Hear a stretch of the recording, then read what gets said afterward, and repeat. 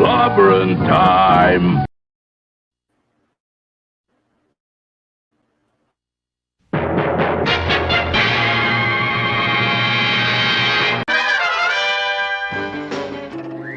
Atomic batteries to power. Turbines to speed. Roger, ready to move out.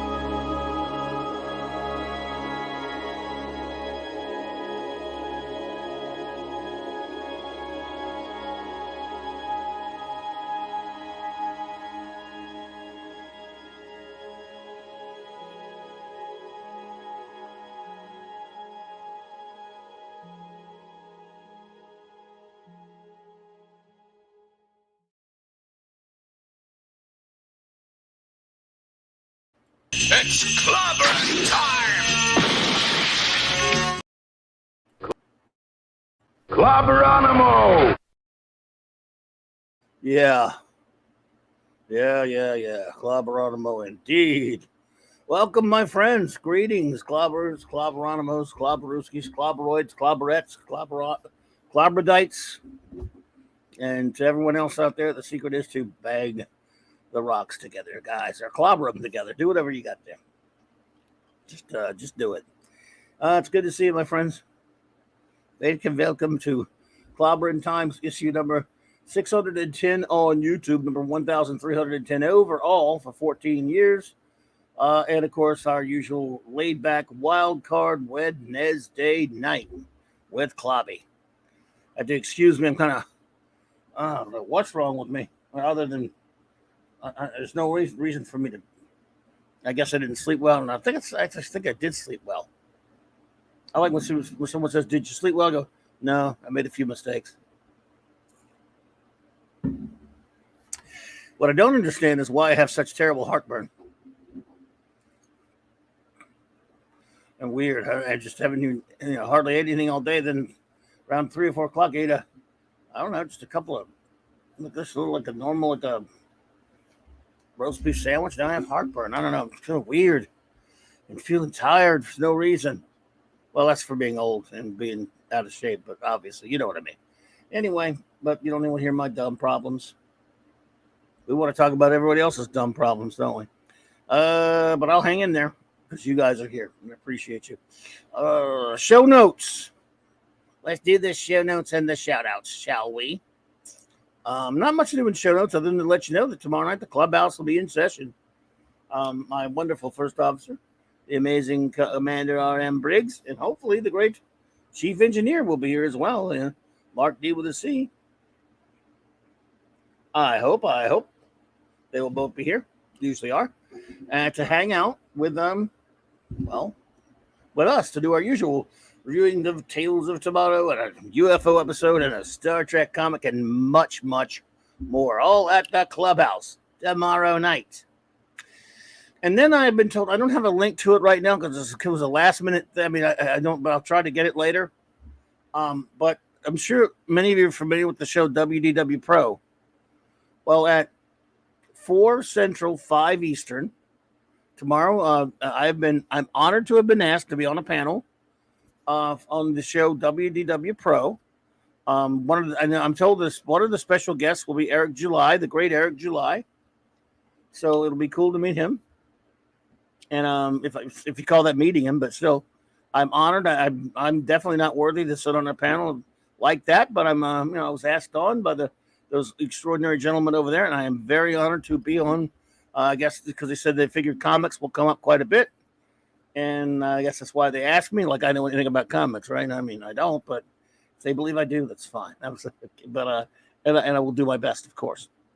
So I appreciate that and being asked upon there. They're great gentlemen over there, really cool bunch of folks and friends, and it's just amazing. And so I'll be on there, and then right after that, with Tom and the gang, the great Midnight's Edge After Dark group that had Ghost Buddy there and always having great fun with. Oh, well, there you go. Then look at that. D-Bud, thank you so much. I'm sure you're probably all subscribed to that great channel, but if you're not, please do so. I've been on there before with them, and I made a video with the gentleman, and just really nice people. I couldn't make it last week when I got asked, or a week before, whatever it was, because I was out on the road, but I'm just so honored to be asked on, and I'm looking forward to that. Right after that, again on Tom's and Midnight Edge After Dark channel with those fellers, and then the clubhouse. Then Friday night, it will be over on Nick's channel, the great Nick Weiser's channel, 32 Flavors of Nick Weiser. I think I will be there. I'm not sure yet. I may have something to do Friday that may keep me from going, but either way, if you want to have a cool thing to listen to on a Friday night, the comic shop, the boys going. I think are we still in the midst of reviewing Ditko issues, or are we done with that yet? I think more Ditko reviews, or am I wrong? I could be wrong because we're almost to the end of his run, but I'm not sure where we cut off or whatever. But anyway, but it'll be fun no matter what. Trust me. And then, of course, Saturday night Star Trek, the beginning. The pilot episode of Star Trek Voyager. First one, baby cakes. Yep. I'm going to start out with Caretaker, the pilot. Might make it a shorter show like we attempted last week. Okay, you wrench over there? Okay, D-Bud, cool. Thank you, man. Thanks, buddy. So we'll try to make it perhaps an abbreviated show. Maybe not so long because it'll be the one episode. But we will see. We will see. We will. Who's going to see the same? We're on Spider-Man 33 through 36. Who's going to read the Stan Lee parts? Well, if I can make it there, I'll be there for sure. I just don't know yet. I won't know till maybe tomorrow or so, for sure. Believe me, I stream 7 days a week, sometimes, and almost most of them twice a day. In the case of tomorrow, it'll be 3 times a day. There's only 3 of the days where it's once a day, but it's 7 days a week now, and only 4 of them are my show, on my channel. So it's a lot of streaming. And then Sunday night, I do believe the Geekery is back on and up and running, and I got it backwards. There's probably not going to be a Geekery this Sunday night. Sorry, Mark, got it backwards. But I'll put up the picture anyway. Let you know that. But it's usually there. When it's there, it's 10 p.m. Eastern. So I don't think there's going to be a Geekery Sunday night, but we'll find out. And then, of course, Monday, I want to thank the great J-Man for hanging out with me on Earth Beat this past Monday. It was a lot of fun. And I will be on his channel for the other three Mondays a month, starting this Monday at 6 p.m. Central Standard Time, 7 Eastern. We're going to be reviewing 3 more in our chronological review of 3 more adventures of Adventure Comics in our chronological review of the Legion of Superheroes appearances from day 1 to the end of the Bronze Age, which all that matters, 58 through 89. Adventure Comics 310 through 312. Looking forward to that. We have, with of course, J-Man and Sean have a great time with those amazing gents. And I forgot Friday night, I forgot. I totally forgot, J-Man, that we're going to, on this Friday night, before, oh, by the way, before Nick's show, and assuming I could be home in time, I'm going to have to be a game time decision now, J-Man. I just totally remembered that J-Man's got a cool show, whether I'm there or not. They're going to be doing the countdown, their favorite Batman, Adam West Batman episodes and characters on the show. It's going to be an Adam West Batman party. And I plan to be there. And I told you I would be there, J-Man. But like I say, this thing that may come up, I don't know until I won't know until tomorrow or late or Thursday. So my plan is to be there and to be at Nick's show. I'm just not sure yet. I just remembered that. I just remembered your show about Batman, man. Damn me. But anyway, so yeah, there's this. I can't wait to do this with you and Sean. Always really enjoying it, and more, and then more and more stuff. I got you, buddy. But I plan to if I'm home. So if you're an Adam West Batman fan, that will be what J-Man put what time, and you even put a link to the stream if you want in the chat, if you would, and put what time it is and all that good stuff, if you would. So shout outs, of course. Wrenchers, whether they hear or not, they get the shout out. That's how it works, of course. Eric K, the Bronze Wrencher, greatness, of course. The Vindicator Wrencher, the Great White North. Chris Persia. Thank you, Chris Persia, for all you do, buddy. Really appreciate you, man. Hey, he is the Wrench of Iron, the Great D-Bud Martin. Lord Thoth, God of Wrenches. Shout out to the lovely Lady Thoth as well. Avon lives, long live the Legion. The aforementioned great J-Man, the Wrench Without Fear, my partner in crime on Earth B, and fellow Legionnaire of reviewer extraordinaire. Always good to see you there, Kimasabi. Gasp, choke, sob. Hungry Boy, Master of the Clobberin, comic artist extreme, and extraordinaire and all that stuff. Stephen M. Cal L. the Super Wrench Supreme. Wielder of Wrench Mjolnir, Maddie's daddy, Thorin Diggus. The rascally wrench himself, Fanti Outsidery. And Clobberin Time's own Music Meister, the great Maximum Redstone. So that's what we got for our wrenches. Now let's take a look and see who's with us in the chat tonight, of course. Penny, although Penny said she had to go stop in and say hello, but had to go good night. So sorry, Penny, that you have to go, but I do understand how it goes with the kids and the grandkids. But it was lovely for you to pop in and say hello. So you're probably not hearing me now, but anyway, shout out to you, Penny. Big hugs. Brian Hepburn, what's up, brother? Good to see you. Wagner, what's up, my friend? Always great to see you. Pat S. Buddy. All right, man. Good to see you, brother. The great JT Kirk. Hey. Let's see here. Bush Pan Down. Hello there. Good to see you. Always great to have you here, my friend. John Rubush. Ruggy. What's up, buddy? Good to see you. Dave C, what's up, brother? All right. So it looks like I've called it everyone so far, but anyone else who there you go. Please go to J-Man's channel and subscribe if you have not already. And 7 Eastern, Friday night, Adam West Batman Talk. Man, believe me, I really do hope I'm there, buddy. I'll have to let you know for sure.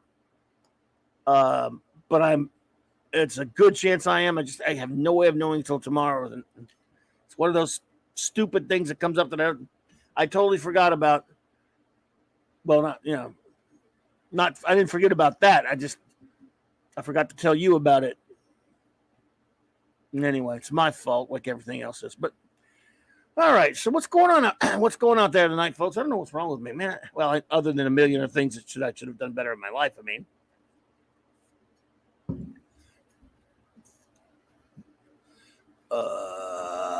Man. Oh. I guess the heartburn. I mean, I took a couple of those. What are these? Generic versions of Tums and acid thingies. I don't usually take these things that often, but and a little water. Hopefully that helps. Well, what's going on? It's a crowded little YouTuber out there tonight. Crowded little YouTube out there, but it's all right. Our friends are out there all over the place. Anyone watch the first episode of 1982, greatest geek year ever? Hey, Blunt Philly Reviews, welcome. No, Wagner, what is that? You said it's called first episode of 1982, the greatest geek year ever. I don't know what that is, buddy. And Fanti says, on Monday, Clobberin Times reviewed Avengers 1 and X-Men #1 for their 60th, but 1 month later, Superman 164 came out. Shield. I'm sorry, buddy. I didn't really review them. I just talked about them. But I promise that I will do that comic. I promise. I meant to do it. It'll get done before this month ends because it is July. Oh, man. Clobberin Times just missed out on a run of the first series, Brave and Bold, number 50 through 125. Oh, did you? Wow. 66 in total, but did not have 54 first Teen Titans. Missed out as in you had a bid on it or what? Did you have a bid on that or something? Wonka trailer, boy, that looked like garbage. But then again, Gene Wilder in the story. Nothing ever needs to be said about a movie with Willy Wonka anyway. My Adventures of Superman, trash. Yes, Nathan Fillion's Guy Gardner. There's a few topics right there. Oh yeah. The Wonka trailer, we talked about that on Tom's. There's more in Tom's purview last night. We talked about that on Midnight Chats. That trailer looks awful, but look, full disclosure. So you had a bid on it, I see, Dave.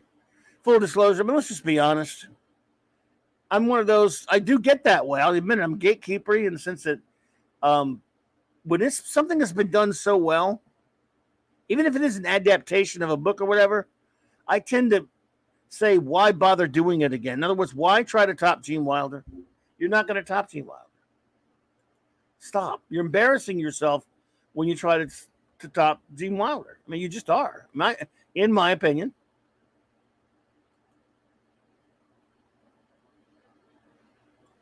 So leave it alone.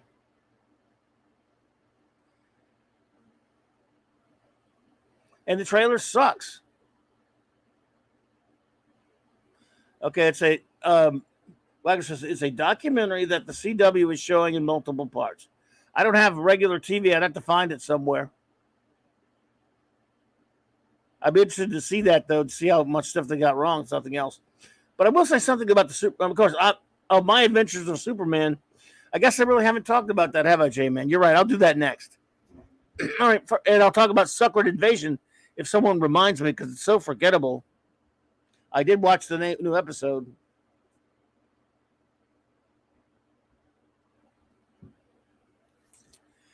But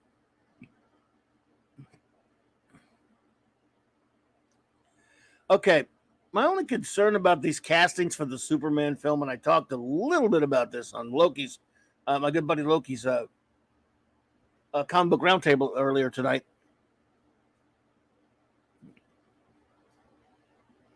You know, this is 2 years out. And I think it's fine that he's already cast Superman. I was a little concerned when they announced made it like it was a package deal with Lois Lane, because Superman's not a package deal with Lois Lane to me. But now we're in that mindset because they've been together for so long but when I grew up, that was not the case. She was there and it was fine, but they weren't married. So she wasn't a big deal to me. I mean, I want to know who's playing Superman. Not that I want Lois to be cast badly. And she looks like that was a good casting. It's just like she should not be as important as Superman in a movie. She wasn't more important than Superman in his own movies with Richard Donner, but she did play a key part, but not more important than him.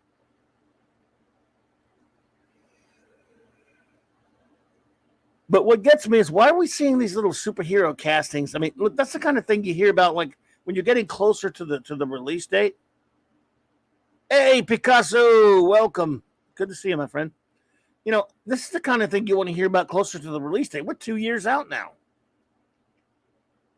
from a release date. I mean, Nathan Fillion, his voice, he's done the voice of Hal Jordan a few times, and he was great. A younger version of him playing Guy Gardner, I can actually see. I get it.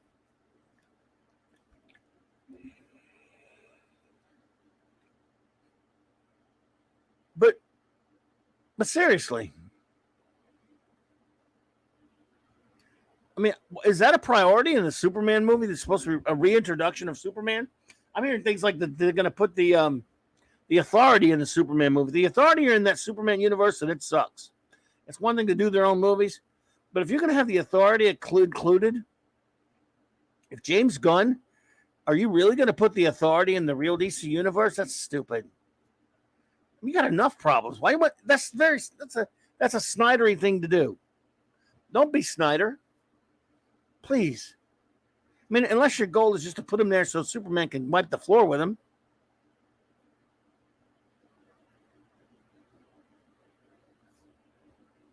But no, man, don't put the Authority in there, and we don't really need to see these other. They've got Mr. Terrific. Why is he there? But they've also got now they've cast Metamorpho. So some have speculated that comic, the Terrifics, is going to. By the way, I know they're going to do a movie of the Terrifics eventually, but why do they need to be in the Superman movie? And I hope they don't take up a big chunk of it. I'm just not sure what the hell he's thinking. We don't know anything yet, and it's fine. I'm not prejudging. I'm just saying that it is a little strange. I mean, right at this point, other than knowing the guy playing their titular character, you shouldn't be really concerned with anything else, James. Right. I mean, it could be a post credit scene, but why are we hearing about it now 2 years later? I mean, to be 2 years early.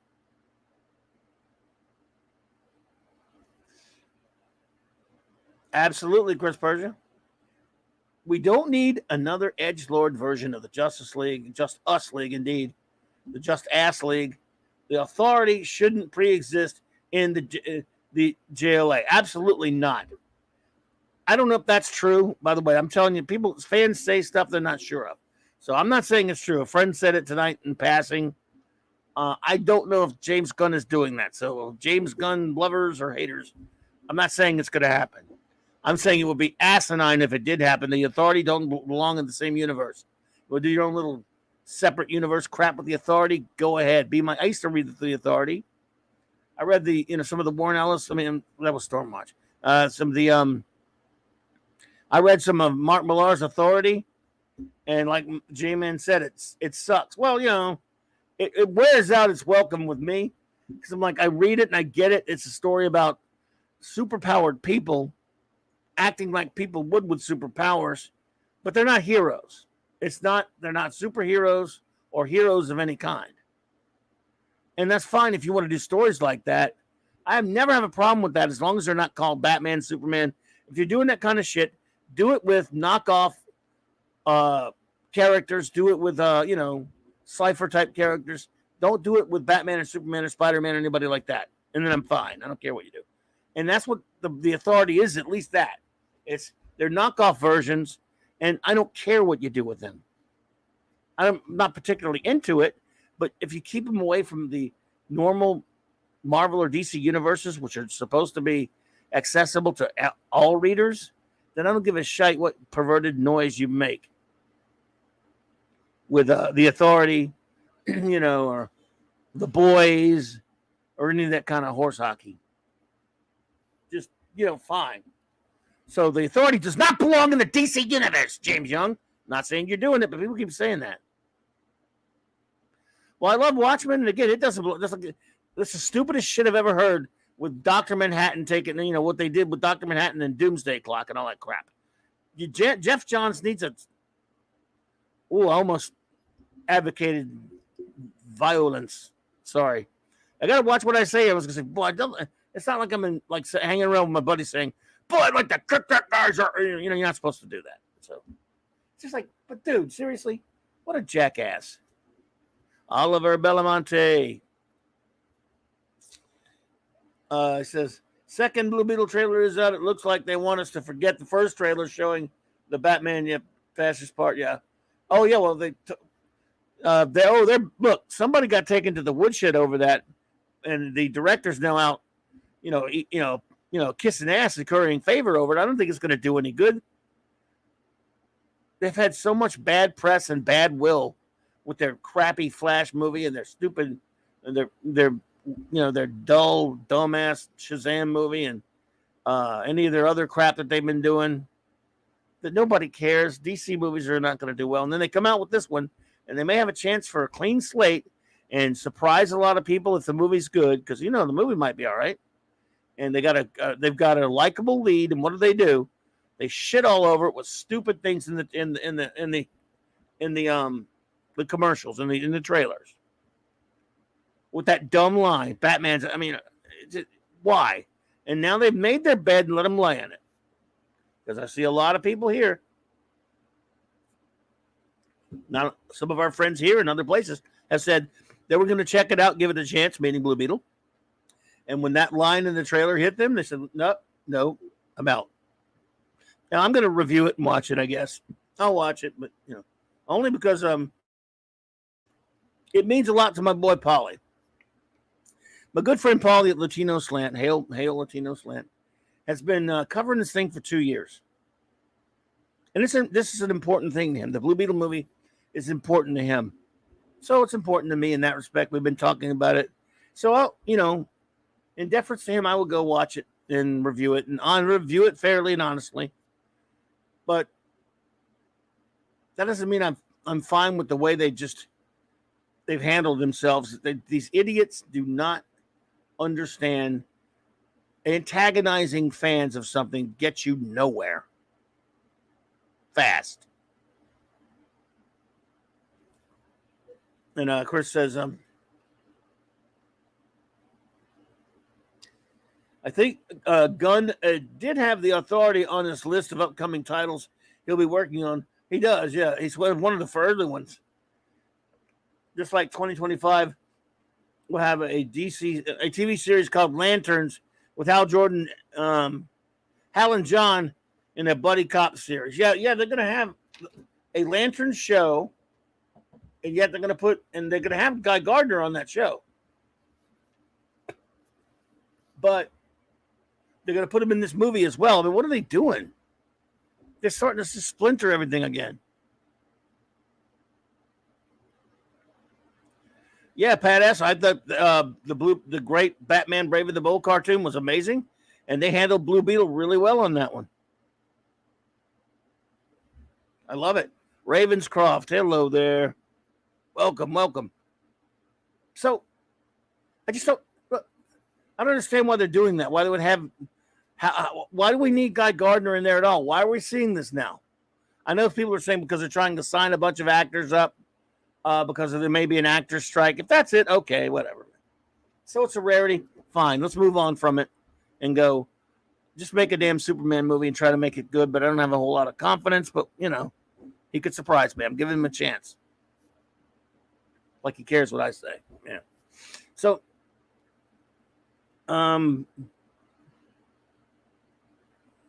what was the other one? Already. Oh, My Adventures with Superman. I guess I haven't talked about that much, have I? Can't remember now. I did a little bit. Well, for those of you who haven't watched it and you're a Superman fan, my advice would be don't bother, but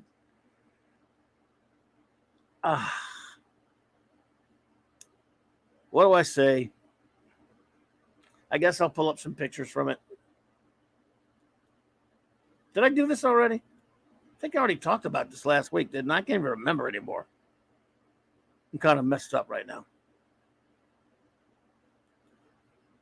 I said it before, the only way that the line works. Oh, Yeah, Beetle, yeah, Batman fascist line. Yeah, I hear you. Did I show this crap already? Yeah, we talked about it already. Anyway, I'll do a little bit. Okay, the show blows. I did it on Sunday night. Thank you. Good. We don't need to do that. Was on Mark's show, though. You're right. But I haven't done it here. So let's see. My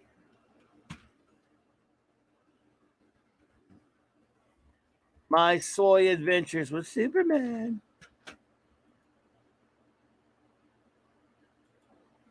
Yeah.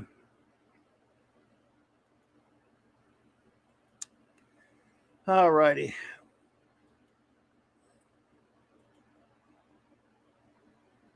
My soy adventures with Superman. There you go.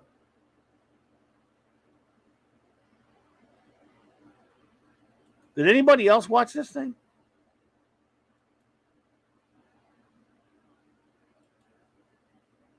Anybody?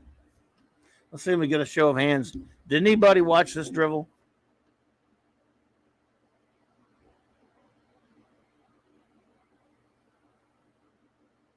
Just curious. Thanks, Pat. I appreciate you. I'm not going to spend much time on this thing. I mean, it's.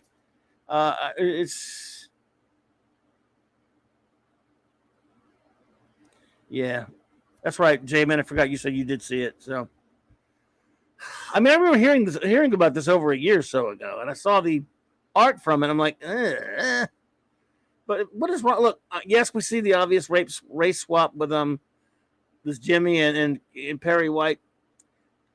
The thing that has struck me the most, because didn't expect it to be very good anyway.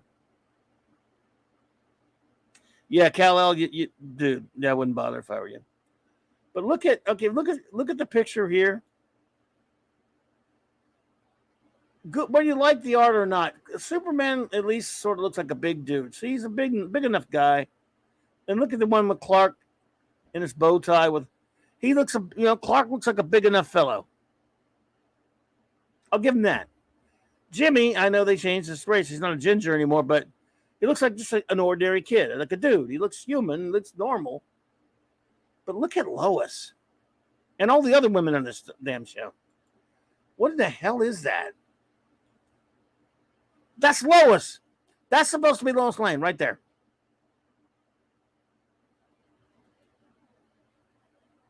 That's a little bit better picture right there, but I mean, that looks like I don't know. I'm trying not to get into trouble here. Look at that. That's Lois. Again, Clark looks like big old Clark. Jimmy, yeah, I know that even though he's not a ginger like he's supposed to be, looks like a normal kid. But what in a boy, a dude? What the hell is that? Fiona, what's up?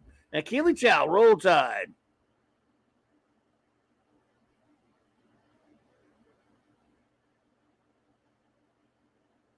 Yeah, Sailor Moon, I guess. I mean, I'm trying to be polite.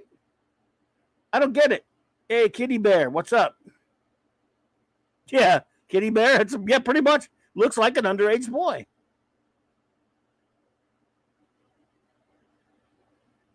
Like I said, the cartoon sucks. I'm not even trying to defend it. I'm just saying, Clark looks like like Clark would look, big old dude, big kid. Jimmy shouldn't be Clark's age, but these people are dumb. And they changed. They swapped him from a ginger to ginger. Yeah, they changed his race. But Lois, I mean, look, I'm not the biggest Lois fan. But let's take a look at Lois Lane. Forget the show sucks. I'll get on the show. All right, the show just is, the premise is stupid. It's everything about it is just boring and dumb. A terrible wimpy ass take on Superman, where he's just she's leading him around by the nose. They're but I hate that I'm defending Lois Lane because I never liked her. I'm a Lana guy as a Superman fan. I like Lana better.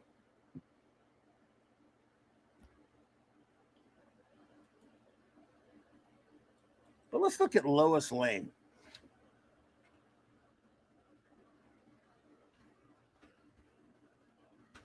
Just the character.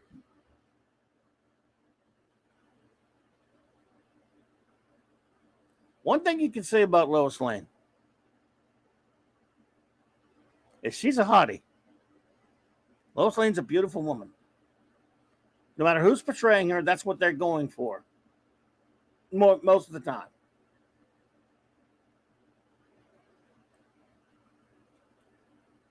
Strong yet feminine.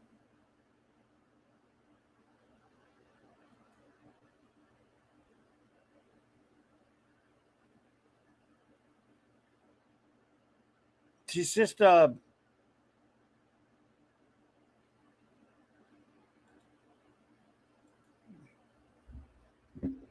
what these idiots were doing. Now, here's another key part of the Superman story, because she is part of the story, right? From relatively early on toward the beginning. At the beginning, really. Lois took Superman. See, in this cartoon, this is the fundamental problem with this cartoon. It starts out where, young Clark doesn't have his powers and he gets them all of a sudden in a weird, dumbass way. But anyway, we cut to that, and he's young Clark at college. Could not be reached for further comment. Hey there. Young Clark at college, who's getting ready to start his first job as an intern at the Daily Planet, along with his college roommate, Jimmy Olsen, which is stupid. They shouldn't be the same age. In fact, everything about that premise right there is dumb.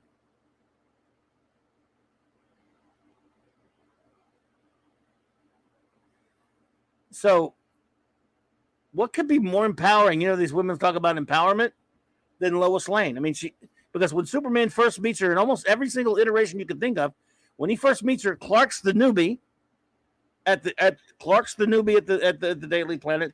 And what is Lois?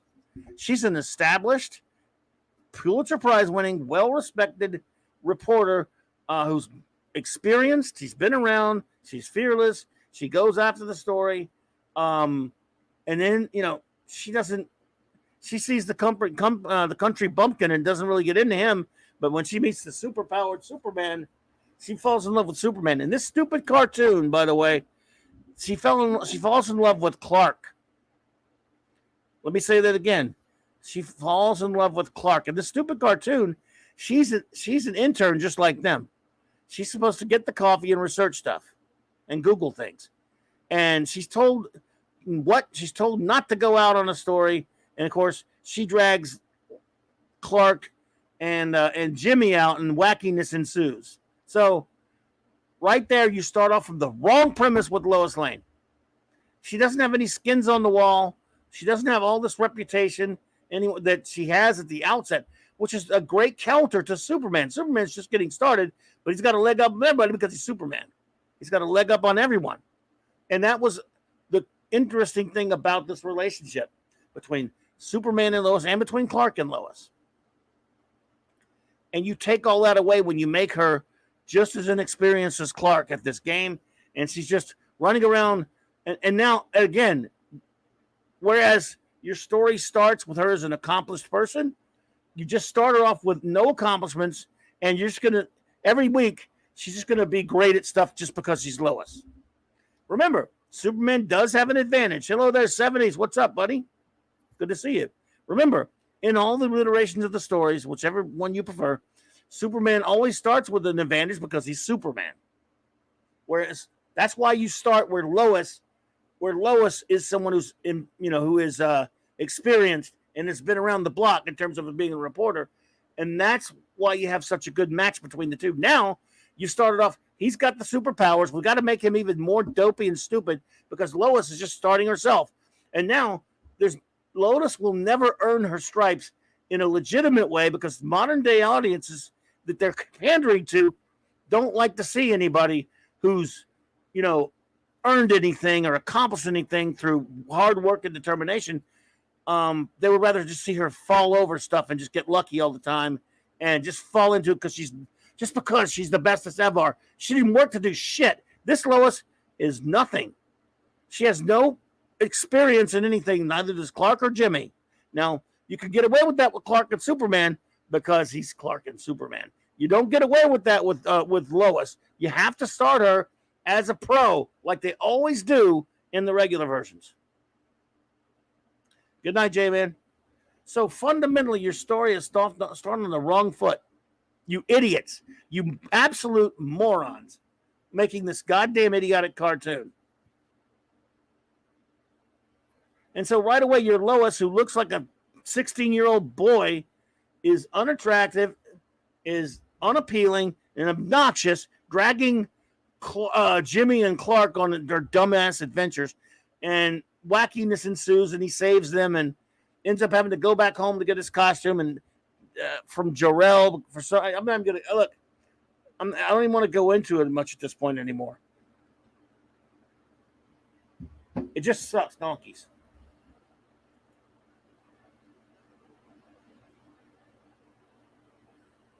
So this is what Lois is. And I hate it. I don't even like Lois. She's a bitch. But she is part of the Superman story. Now, when I started reading, Superman comics, it was the Lois and Clark flirtation era of his first 30, 40 years or so. It wasn't until into the 90s when, I guess it was the 90s or somewhere when they got closer and eventually they got married. And I've got, everyone just takes for granted that they're married now. That was never easy for me because I stopped reading a lot of the comics that they were married in. So, when I go back, every time I see them married, that's why I can't get into that Superman and Lois show. It was all right the first couple of episodes. It's just I don't like Superman having a family. I just don't like it. I get everyone thinks it's necessary. I'm not into that. What made the Superman and Lois dynamic work was Lois was accomplished, Clark was Superman. Exactly. It doesn't work without that. They did the same thing in Lois and Clark, but it took 3 seasons to get there.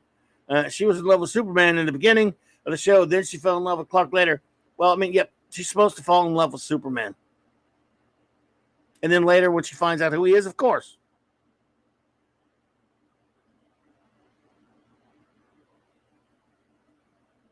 That's exactly right, Fanty. She loved Superman. She tolerated Clark. It just made sense. And this is a woman that, that had been through a lot. She accomplished for herself. Was beautiful, sought after woman. And she, ends up with Superman. Just why not? And Clark knew it. And that's why Clark just downplayed his Clark persona. And, he knew he was going to, Clark pursued her as Superman.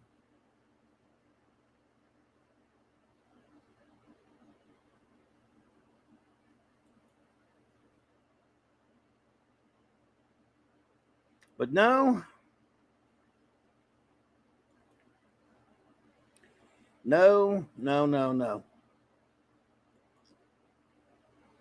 We've got to have the stupid ass, like what was Fiona said. This basically, she looks like Sailor Moon.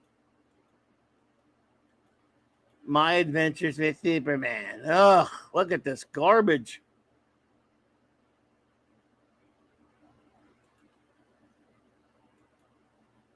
That's Lois Lane right there, according to this show. I don't know about you, but if I were a Lois Lane fan, and there are many of them, the character's been around pretty much as long as Superman has, I'd be pretty pissed off by that.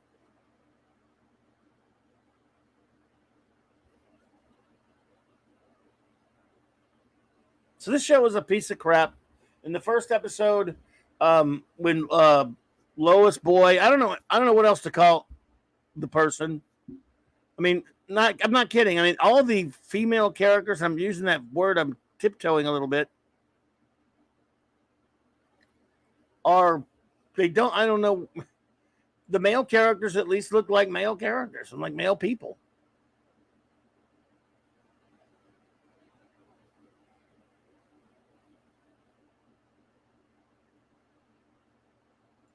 But I mean, Clark's again, like I said, Clark's a big kid, and Jimmy's a normal looking kid. They look human, and then this, I don't know what the hell Lois is.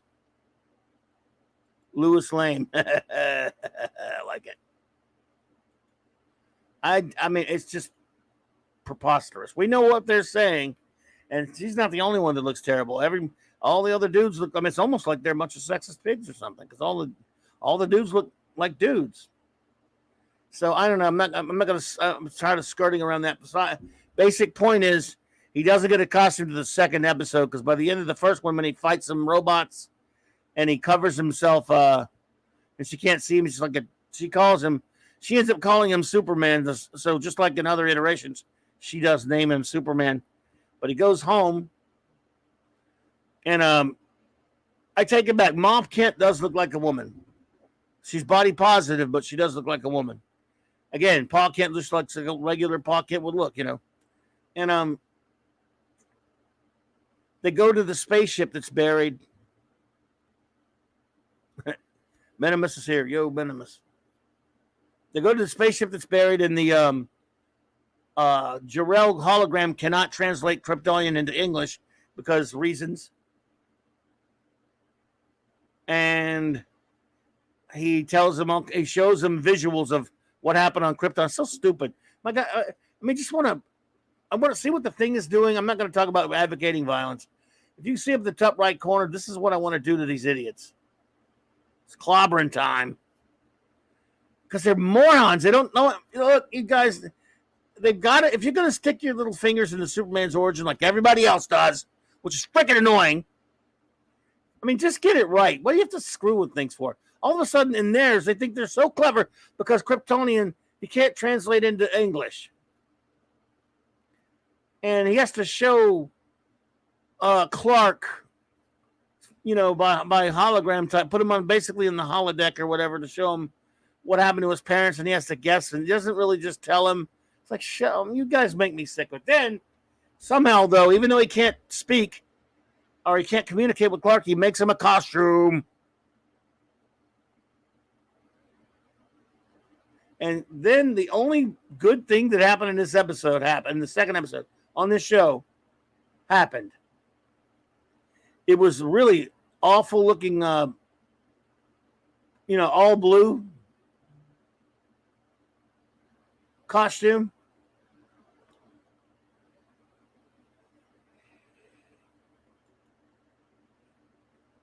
So it was really, at least Ma Kent said, no, that looks terrible. You need some shorts and a belt or something. So she added the trunks and the belt. I mean, it was as dumb as that is. It's better than him having that horrible blue body condom. So she did add the trunks.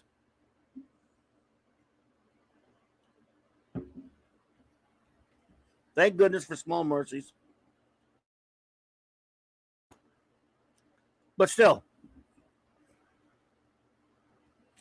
he goes back and he gets his ass kicked by. I don't know if this was supposed to be, if this chick was supposed to be, I say chick in quotes, I don't know, was supposed to be Livewire or whoever she was, but he gets his ass kicked and she gets away after she causes a fight in the second episode. And at the end of the second episode, even though she was insubordinate and disobeyed Perry White, of course that wasn't going to stick.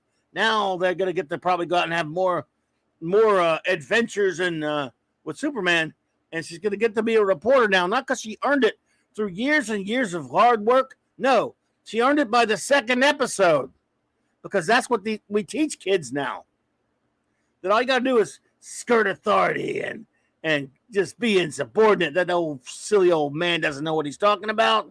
We'll go out there and almost get killed, and we'll get a story. That's the way it really works. Yeah. And they'll go back, and of course, at the end of the episode, we see we find out this chick works for I think they mentioned Task Force X, so I think we're gonna see we see Amanda Waller. We're probably gonna see Deathstroke if you care, and who cares? This show bites. It's a piece of crap. I might watch the next one to review it, and just I don't know. could not be reached. I don't know. I'm beginning to wonder about Superman Legacy. James Gunn, I'm going to give him every chance I can. I don't understand why, other than if it's for the Actors Guild stuff, I really don't understand why he's so in a hurry to cast a bunch of other heroes. Like we saw earlier, he cast Nathan Fillion as Guy Gardner.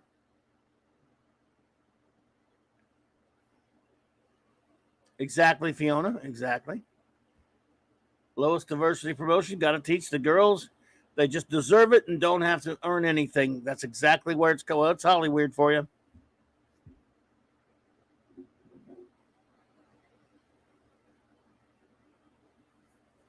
Oh, you saw that, eh, Fiona? That's right. Deathstroke doesn't have an eye patch. If that was that Deathstroke, I can't even. I guess it was.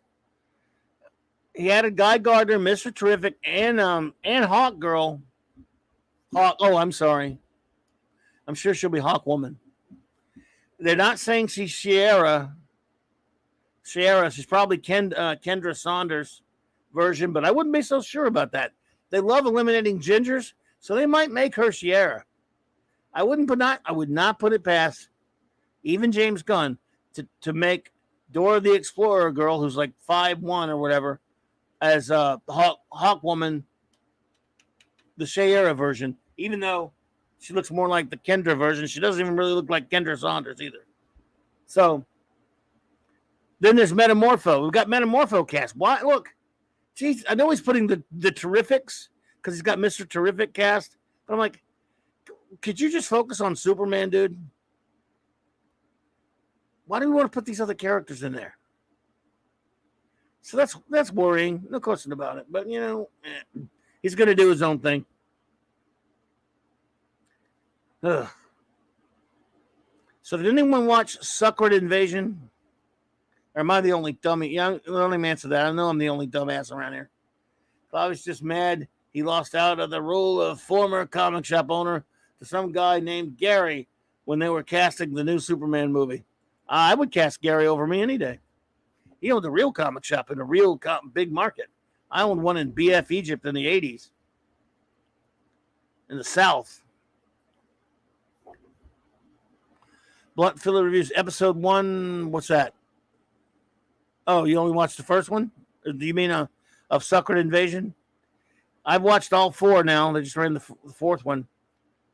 Let me tell you, if you're not watching Suckered Invasion, you are really missing out. ... of being a dumbass like me.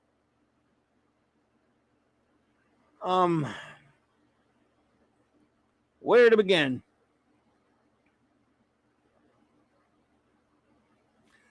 Maybe I watch these things thinking, will the MCU ever make a good TV show?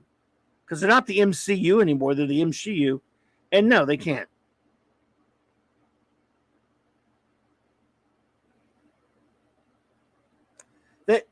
I'm going to look at my list just for the fun of it. It's Wild Card Wednesday night. For those who may not know, oh, let me see here. We got some messages. Who messaging me?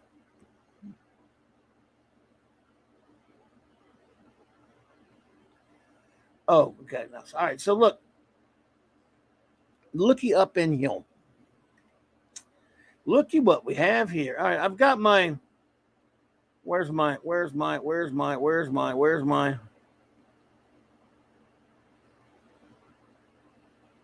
Marvel movies? Oh yeah. Here we go. All right.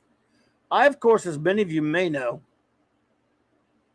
have a couple of times with my great buddy Retro Blasting actually have ranked the Marvel movies.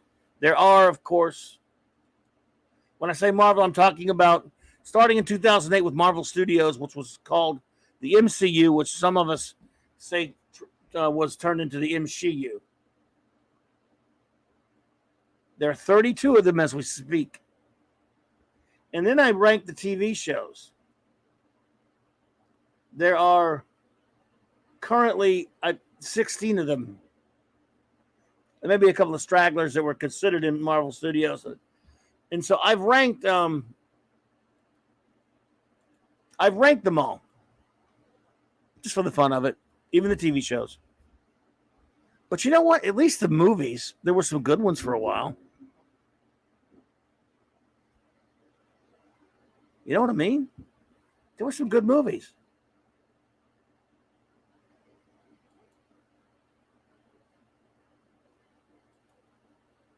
But not anymore.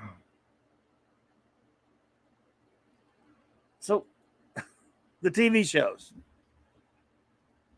I'm looking at the list of the TV shows now. There's only one of them that I have not watched. That's how sick I am.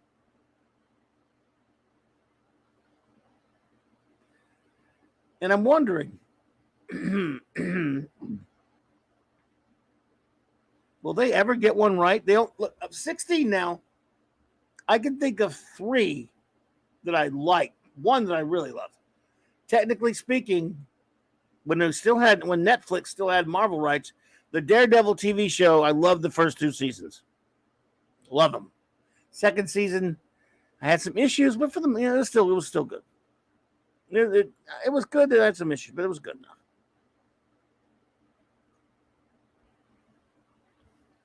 You know something? That 70s. I don't think I could admit that to you, buddy. I can't do it. You could have your Matt Salinger, and you could have your Reb Brown, and I can respect that. That's a lie. I can't respect Matt Salinger with his rubber ears. But I can respect Reb Brown. Sort of. But no, I do love, I actually, of these MCU movies, I love the Captain America movies. And I bet you didn't watch all of that Matt Salinger movie anyway, 70s.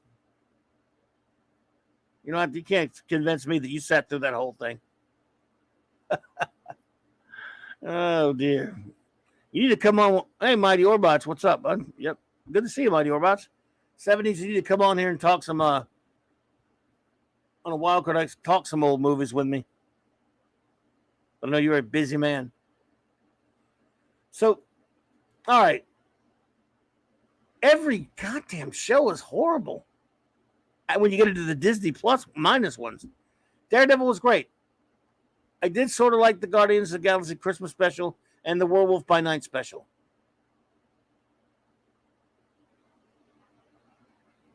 But after that, I can't. Man, I'm looking at the list now. I'm like, are they ever going to do a show that doesn't suck donkeys?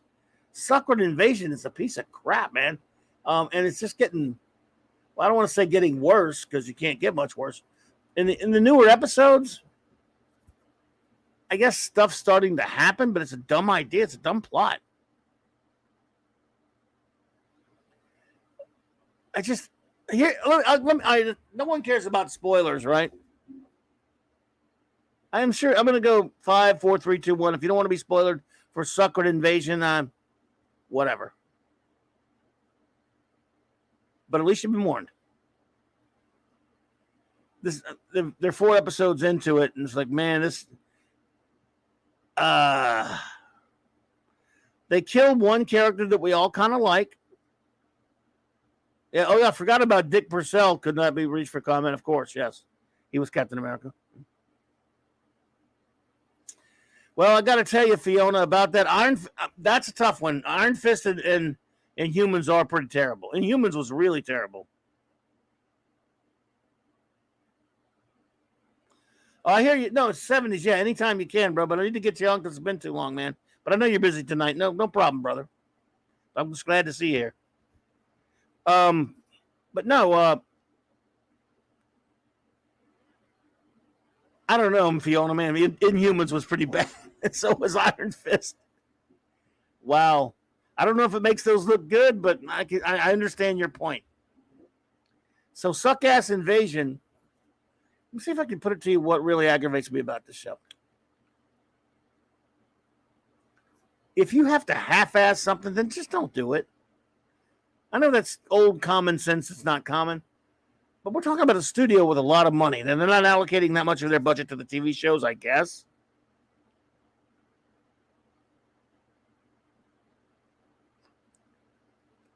But if you have to half-ass it, then don't freaking do it, man. And that's what they've done here. It really is half-ass horseshit. You expect? Remember, I don't even like the goddamn comic.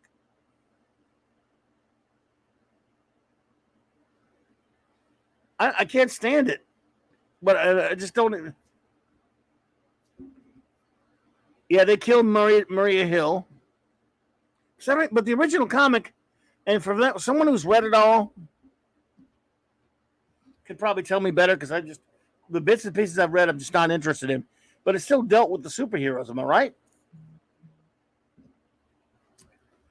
Well, this is just Nick Fury running around being bored, getting not only getting Maria killed, freaking this whole thing is his fault in the first place. From that piece of shit Captain Marvel movie when he brought the Skrull refugees, which was goddamn garbage, was stupid. And then we find out in the first episode of this, remember that Captain Marvel movie takes place in the late 90s. Right, the comic book dealt with the superheroes, Fiona, yes. Well, we can't have that now because we can't afford to put all the superheroes in there. That's the other lame part about it. So anyway, the Captain Marvel movie took place in the late 90s. Well, this takes place, of course, in the pre-blip now, which means like actually something like what is it? I mean, what year is it now in these? They're not that clear, but it's somewhere in the mid-20s. I don't know. Is it 2025? Is it 20? No, maybe not that. Is it 2023? I don't know exact year it is, but it's something like that.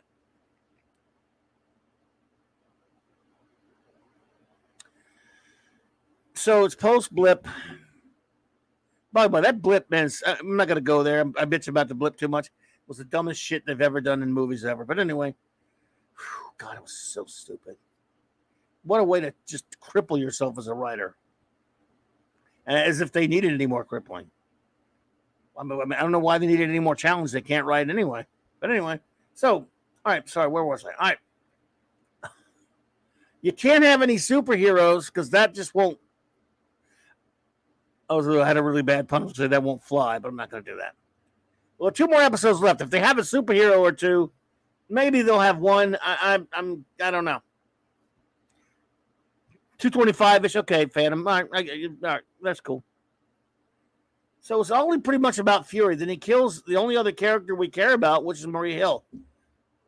I mean, we haven't seen her for a while. So it would be kind of cool to have her in a show, wouldn't it? I mean, she's going to be in a show.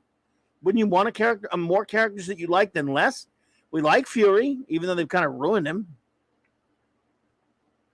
So you're going to take away his only good character to bounce off of because you want it to be, instead of her, you want it to be Telos, the Skrull guy, his buddy from Captain Marvel. We find out that this is all Fury's fault. Well, he wasn't told, though. Fury wasn't even told by Telos that there weren't a few hundred Skrulls that he'd helped out to live here. There were millions. Millions of Skrulls have been living on Earth since the 90s. Okay. Sure, whatever, man.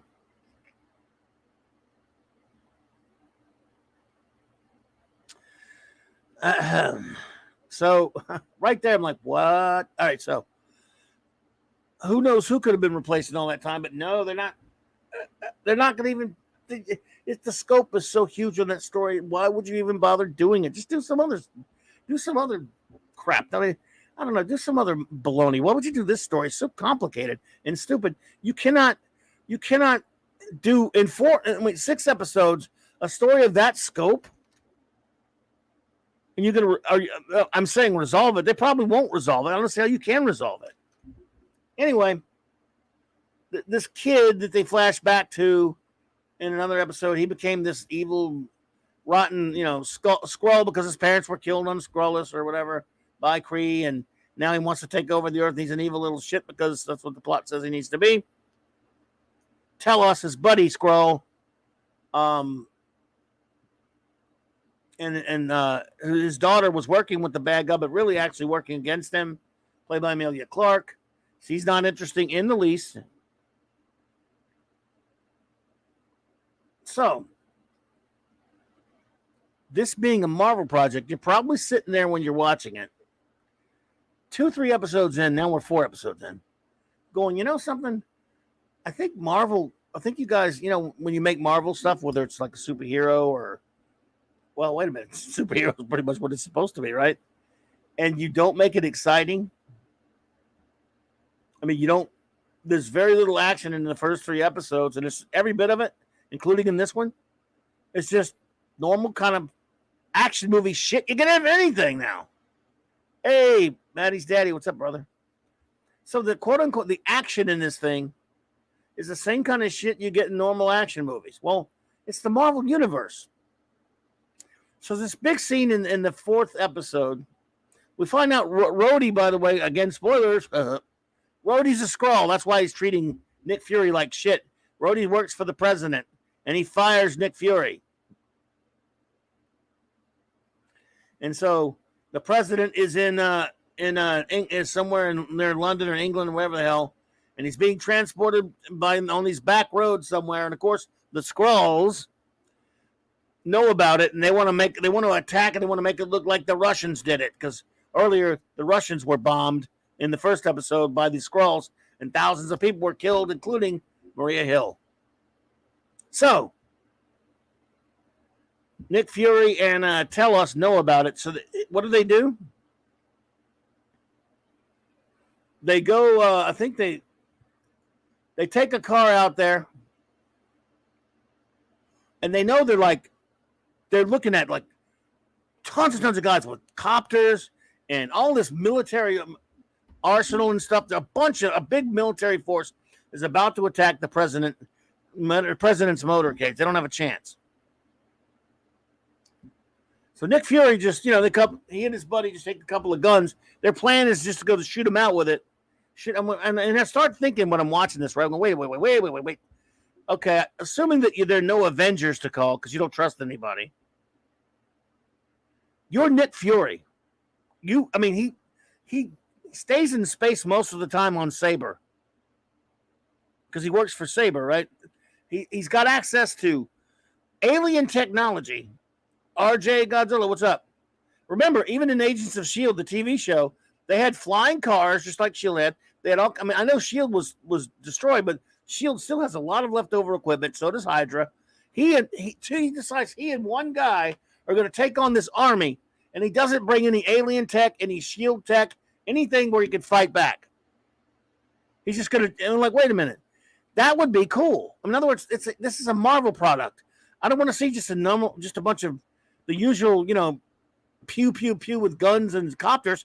You should be bringing some Marvel badass technology, like some alien ship or some shield weapons, Hydra weapons to fight these guys with. That would be cool. This is a fight out. It says, look, they could have prevented the motorcade attack from space. Exactly. Or just, we want to see something cool. So maybe he can't get Saber to do that, but they go steal some shit from Saber or from Hydra or whatever, and they go take them out with, even though they're outnumbered, they do it with superior weapons because they have them. That would be in a Marvel. That's a Marvel movie thing to happen for me. That's a comic book thing that would happen. Yeah, I'm talking about Suckered Invasion. Yeah, RJ, in the 4th episode. See, that's what I would think that instead of just some stupid, mundane shootout, they barely get the president out. I'm like, look, no one wants to see the Bourne Identity. This is a freaking Marvel movie, TV show, allegedly. You're supposed to be Nick Fury, man. And of course, it looks like Telos got killed. It looks like Gravik, this guy, the Skrull villain's got super Skrull powers for some reason.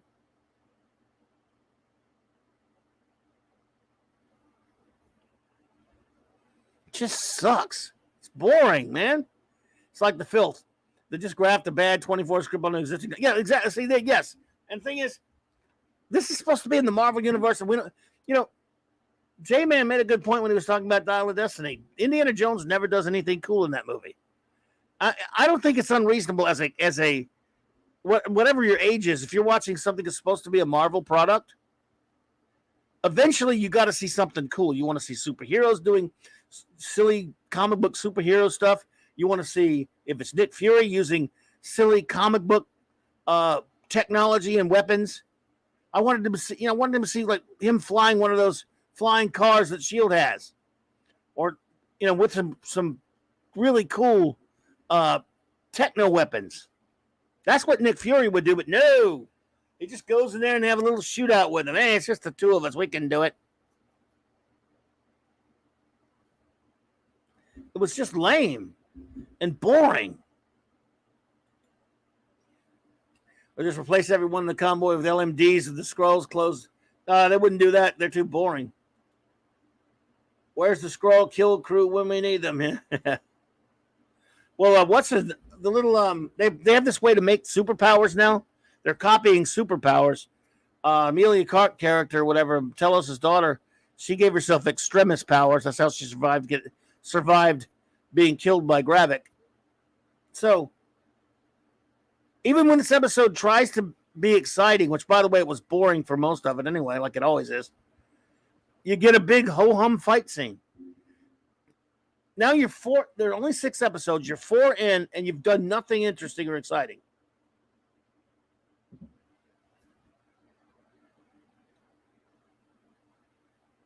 And don't talk to me about budget. If you don't have the budget to do it, then don't make the damn thing.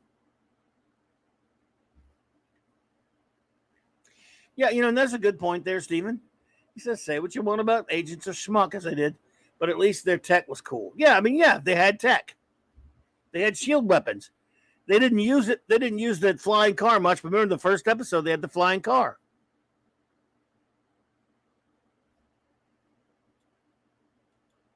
I still can't believe Fury had Skrulls working for him since the 90s, and yet somehow Hydra managed to finish their infiltration. Yeah, it really is idiotic. The whole Skrull thing that they did, what they did with the Skrulls in the Captain Marvel movie was almost the most heinous thing about that movie. Hey, Brie Larson isn't even the most heinous thing about that movie. What they did to Marvel was the most disgusting thing in that disgusting movie, in my opinion, anyway. It's a bunch of crap.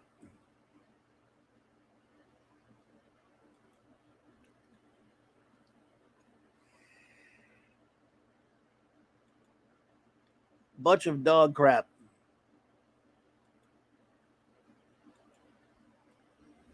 I don't know.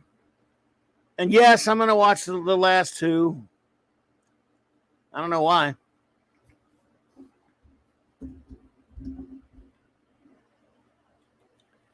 Fandy says, wait, they did something interesting that we thought wasn't possible. They put Samuel L. Jackson in as Nick Fury and made Nick Fury, who was cool, suck. Yeah, well, he was way cooler when he wasn't. Look, it's one of the few of these types of changes that they've made in these movies that I didn't mind that much. Look, I don't usually make excuses for those changes because I don't like them. Nick Fury to me is the one in the comic book. Remember, this Nick Fury is based on the Ultimates. I hate Ultimates. Screw Marvel Ultimates in the face. I hate them. But I've always been a fan of Samuel Jackson. Not the person, because he acts like an idiot and he talks like a moron in public. But, well, he is a moron. That's why he talks like one. But, I mean, I hear you, RJ. But when they changed him to that, I was like, I don't like it. But they weren't doing it to everybody else. And, he said he let them do it in the comics so that he could play the character. If they let him play the character, if they ever made a movie, then they let him play the movie. And you know what? He was fine in the movies. Not my Nick Fury, but he was fine. He did a good job. Even when he didn't have a lot of action most of the time, but he had just enough. He was cool. He was really very Nick Furious. He was great in Winter Soldier. And we pretty much don't see him again till after, let's see, till after Age of Ultron. We don't see him again. And for a few seconds at the end of Infinity War. And then we see his character ruined in Captain Marvel, which was a joke. What's a disgrace? Sucks. So then what happens? Hey, Dad Man, what's up, buddy? Good to see you, Dad Man and the Dad Man clan. So he participates in destroying his character in Captain Marvel.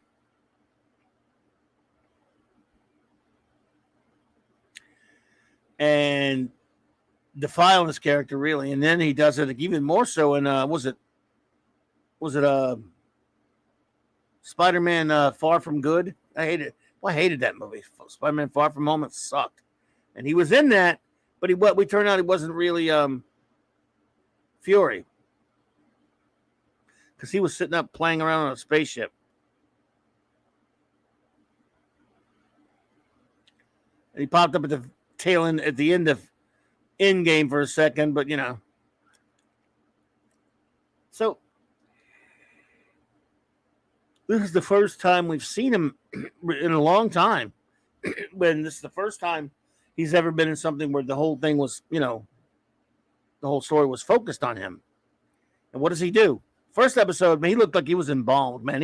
He did not look like he gave a flying crap. He looked like he wanted out of there so bad he wanted it over with. Now, at least in the later episodes, 2 and 3, he seemed a little bit more involved. I'm tired of, you know, look, Don Cheadle's another moron in real life, but I like the character of Rhodes just enough to where I'm tired of seeing him turned into an idiot. Like he was an idiot in his brief appearance on that terrible show Falcon and Winter Soldier, and now he's an idiot on this, but he's a Skrull finally. So we find out he's a Skrull. There's the thing. In the last 2 episodes, is he going to go find Rhodes and get the War Machine armor? Are we going to get to see War Machine at least? Are we going to get to see any superheroes at all? I wonder. Are there even an Avengers? They don't tell you.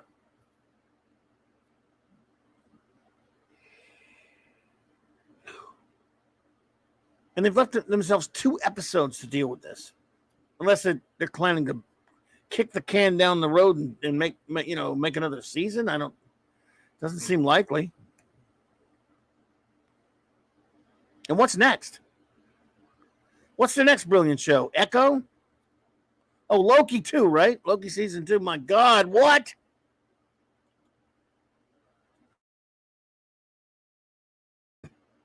RJ says,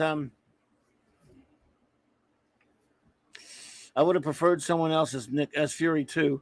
SLJ is fine, but Charlton Heston would have been the best Nick Fury. I've been a long time ago, but he did look like him in True Lies, didn't he? Yep.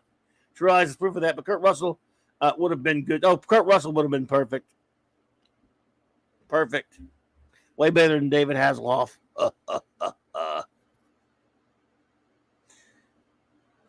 Invisible Woman. Yeah, exactly, Wagner. Invisible Woman's better than every other son, you rascal. So, yeah, Loki season 2, right? Wow. What if he's going to get kicked in the nuts again 50 times?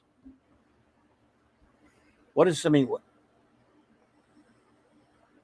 God, Lord, that show sucked. So I'll give you, just for the fun of it, this is my ranking of the shows from 16 down. In other words, worst to first, and the rating I gave them. And here's the thing about this. I left off, the only show I did not watch was, what's that show called with Miss Marvel? Yeah, Miss Marvel. It's called Miss Marvel, right? Miss Marvel. I did not watch that one, only because it's not. I never read her comic. I didn't care about it. It had nothing to interest me, so I just didn't even bother. Nothing against the young woman or the fan. It's their fans who like that character. I really just legit. The other ones, as bad as they are, was something that made me want to watch them. So I did, like a moron. So I don't have. I'm going to wait till Secret Invasion is over to put it in the ranking. But right now, 16 Marvel shows. Many of which are Disney Plus, but there's some Netflix. At number 16, the very bottom, I've got She-Hulk. 0 with a bunch of zeros. I mean, ad infinity. I think it's one of the most horrifically horrible things I've ever seen in my life. I hate it that much. What If I've got an incomplete because I only saw half of the episodes because it just was so bad I had to stop. So it is an incomplete, but What If is just horrible to me. That cartoon sucks, in my opinion. Some people liked it. Mass says Maniac Mexico. What's up, buddy? MMM. He says, I've heard that Clobberin Times never ever touched the Hoffy. Never touched the Hoff.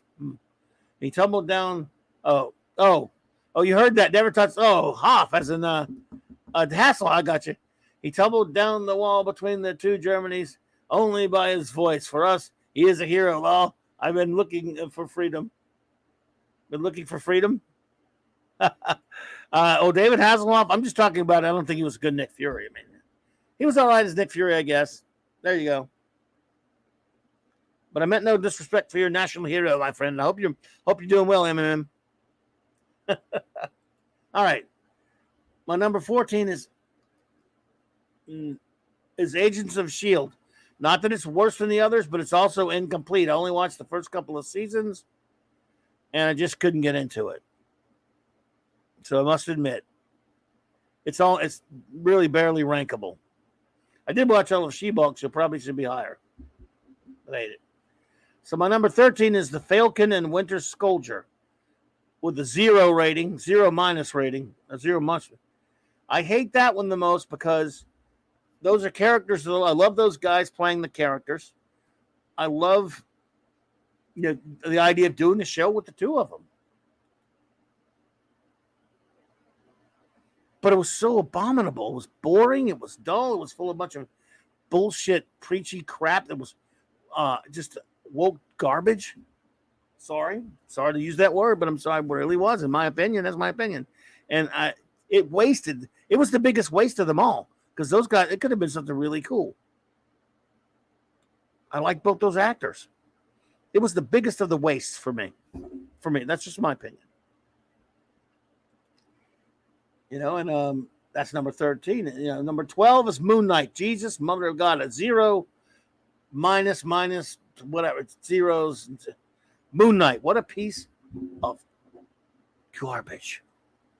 Horrible from beginning to end. Great actor. Again, another thing where you waste a great actor. Because he is good. And you just totally miss every single point there is to have about Moon Knight. Steven says, I will admit I did enjoy the show Agents of S.H.I.E.L.D., but I stopped watching after its 4th season. So, yeah, I can't. That's why I had to leave it kind of incomplete there because I haven't, And, again, my other thing on She-Hulk, it's just that when a show is made out of pure nastiness and I think it's unbelievably bad in every single way. There's nothing good about it in any way.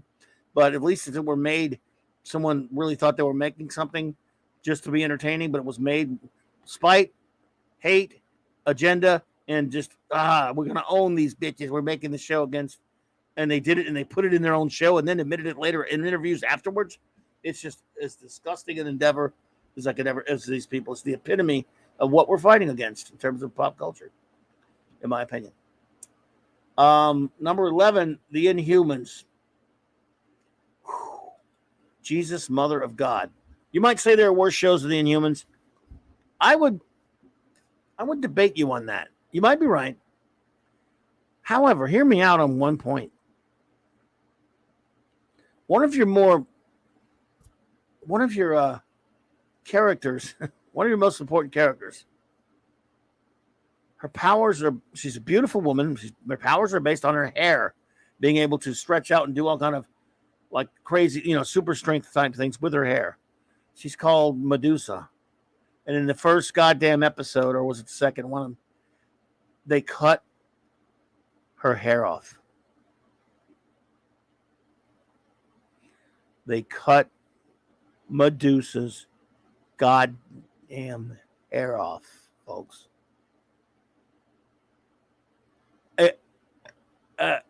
If I were on that set, I was like, wait. I mean, seriously? I mean, you guys do know that's her power, right? Well, we can't afford that in the budget, I guess. And then it got worse from there. It's boring beyond belief. It's just a blop. I mean, I don't know how those actors even made it into work without falling asleep reading that script. It was just, look, if you don't have the money, don't make the goddamn thing. How about that? Is that just don't do something else?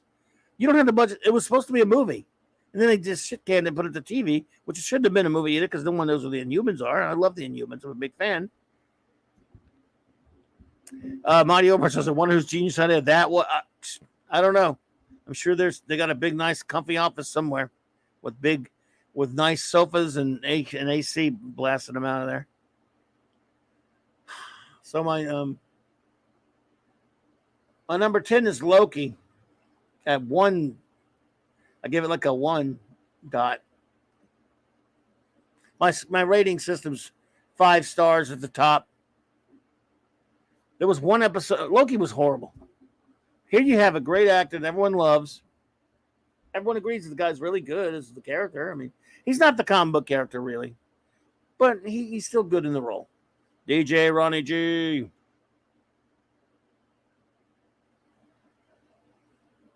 I'm surprised they didn't have Black Bolt say, "Screw you guys," and then nothing happened.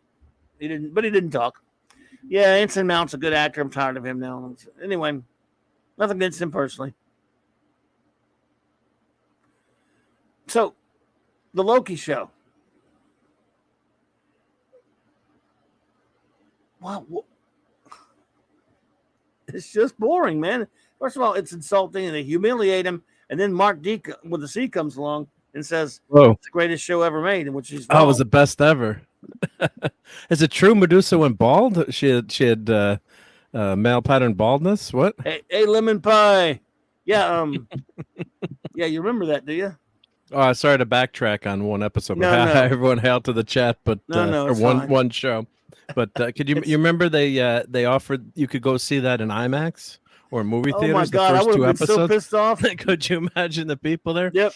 Did you go? Oh, I did not go. Thank God, because I was watching it. I couldn't believe what they did to the characters. It was so bad. God. I mean, you've got some good actors. What they did was inhuman. Oh, but it was just Gorgon looked ridiculous, and didn't they show like Lockjaw for 1 second? Lockjaw looked good. I have to say, Lockjaw. All their budget went to Lockjaw. Yeah, but he was barely in there, so it's like, what's the point? You say, hey, Lockjaw. So they did have Crystal. What they did to Karnak was infinitely embarrassing. They made him like a surfer dude, if you remember that. So stupid. He was trying to. They were in like a drug raid. I know. I was like, it was incomprehensibly bad. It was just. Hey, Brian Hepburn. What's up, Brian Hepburn? I don't know if you popped in now or earlier, but good to see you. My memory, you never know. Yeah, it was atrocious. It was an absolute bore fest. It was annoying, and it was insulting to do that to the characters. And the humans made a Jack Kirby tribute. There like with the Inhumans. Of course, you need the FF though. That's part of the problem. Well, that's part of a lot of problems with them. But let's see. RJ says, and the Inhumans was a good palate cleanser after Jessica Jones season 2. You think so, man? I didn't like Jessica Jones season 2, but man, which I thought was worse than the Inhumans. I have it higher rated, but I understand. I just thought the Inhumans. Reason why though? You got like Defenders. I'm gonna get to those too.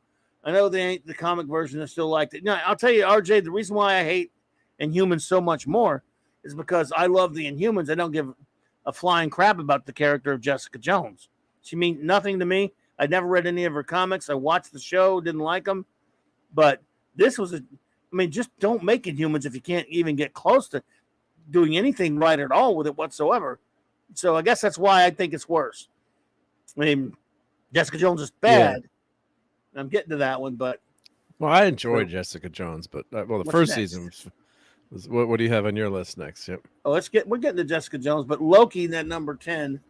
Okay. I guess again, sometimes things get worse or lower because there's more potential. Like in Humans, how cool! What a great characters. Moon Knight, exciting. Yeah, you could do something great with Moon Knight. That's why I have Falcon and Winter Soldier so low because you could do something so great with it, and they didn't.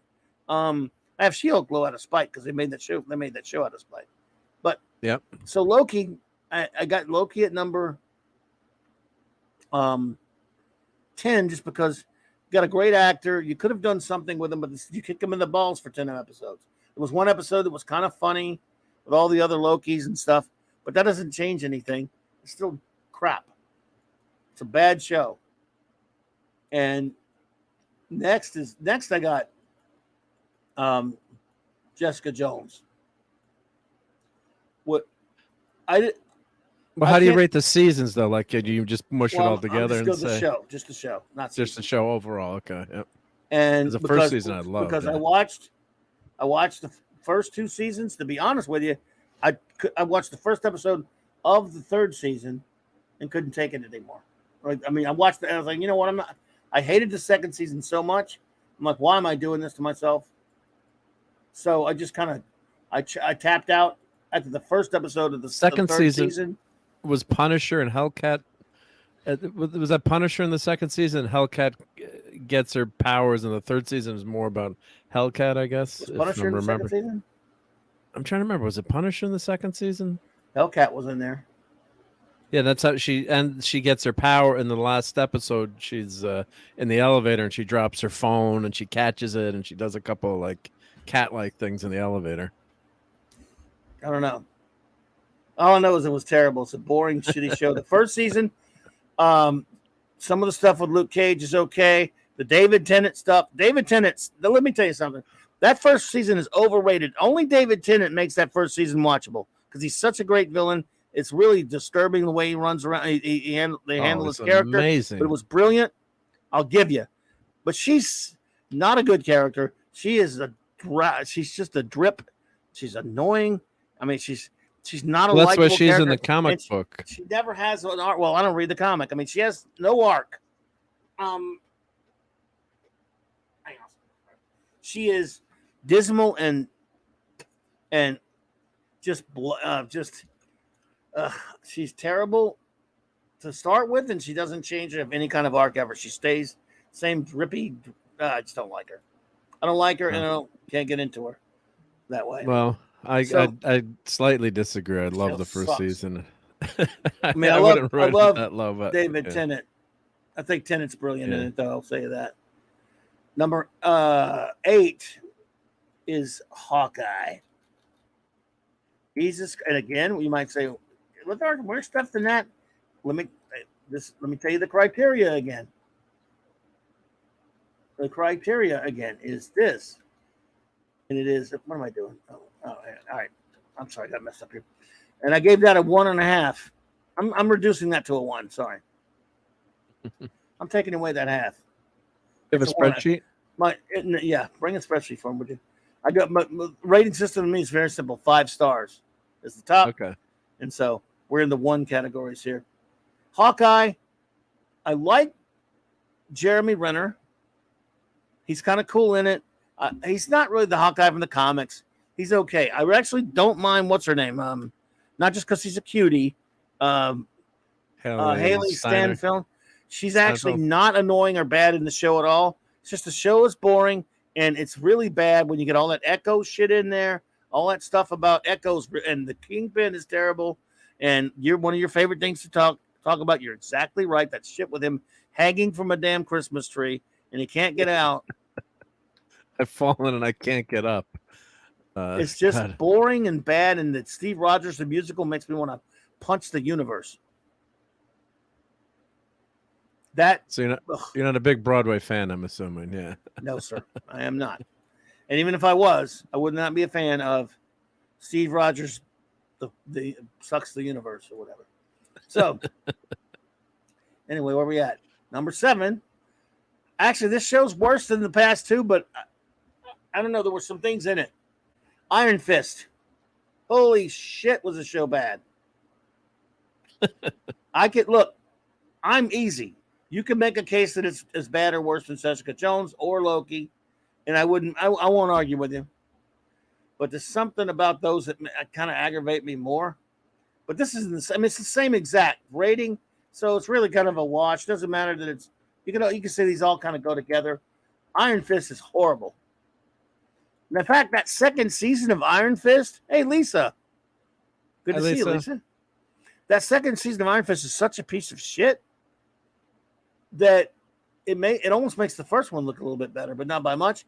I could be talked into putting it lower than Jessica Jones at this point. So it's definitely worse than in my opinion, my humble opinion. No, I actually agree with you. I'm going to go ahead and disagree with myself, my rating, and say you can switch it. I'm switching it here, ladies and gentlemen, to worse than Jessica Jones. I don't know what I was thinking. It's just as bad or worse because that second season ending, that's one of the worst pieces of shit I've ever seen. That's how bad these shows are that I'm having trouble. That's middle of the pack. Should tell you how bad Marvel TV shows are for me, in my opinion. So I'm actually downgrading it to worse than Loki. It's worse than Loki. Well, it's a Colin Wing show on the second Almost as bad as Inhuman. season, right? I mean, it's not even his show on the second season. The only redeeming thing was we got that one good episode with Luke Cage. That was the one. That's what elevated it. And that wasn't. You sure that wasn't a Luke Cage episode? Or maybe it was Luke Cage. I'm sorry. Could be. I can't remember now, to be honest. They all merged. They merged together. Someone will help us in the chat. No, there was no. That might have been a Or was it Luke Cage? No, I can't remember. I think it might have been a Luke Cage episode. No. Oh man, damn it! Now I'm pissed off. Damn it, Mark. Oh my god. Anyway, it's a piece of filth. Now we're getting into all right, 1.5 stars. WandaVision at number 6. The show I thought started out kind of okay. First few episodes were interesting, at least I thought. Ezra Goldstein, shalom, my friend. Yeah, Ezra. But with one T, I really, after a while, it just got horrible. I mean, again, the last 4 or 5 episodes were intolerably bad with all their bullshit, all that crap about making the good guys the bad guys and making her the victim when she tortured a whole freaking town of people. That was obscene. It was obscene. It was evil. The people who make this show are flat out evil. I'm sorry. When they make excuses for her, I mean, obviously we had to make the old. We had to. He wasn't old so much. The middle-aged, dude. I'm not going to say more than that without getting in trouble. Yeah. The middle-aged dude who was trying to stop her. He's the bad guy. Yeah, he's trying to save the town.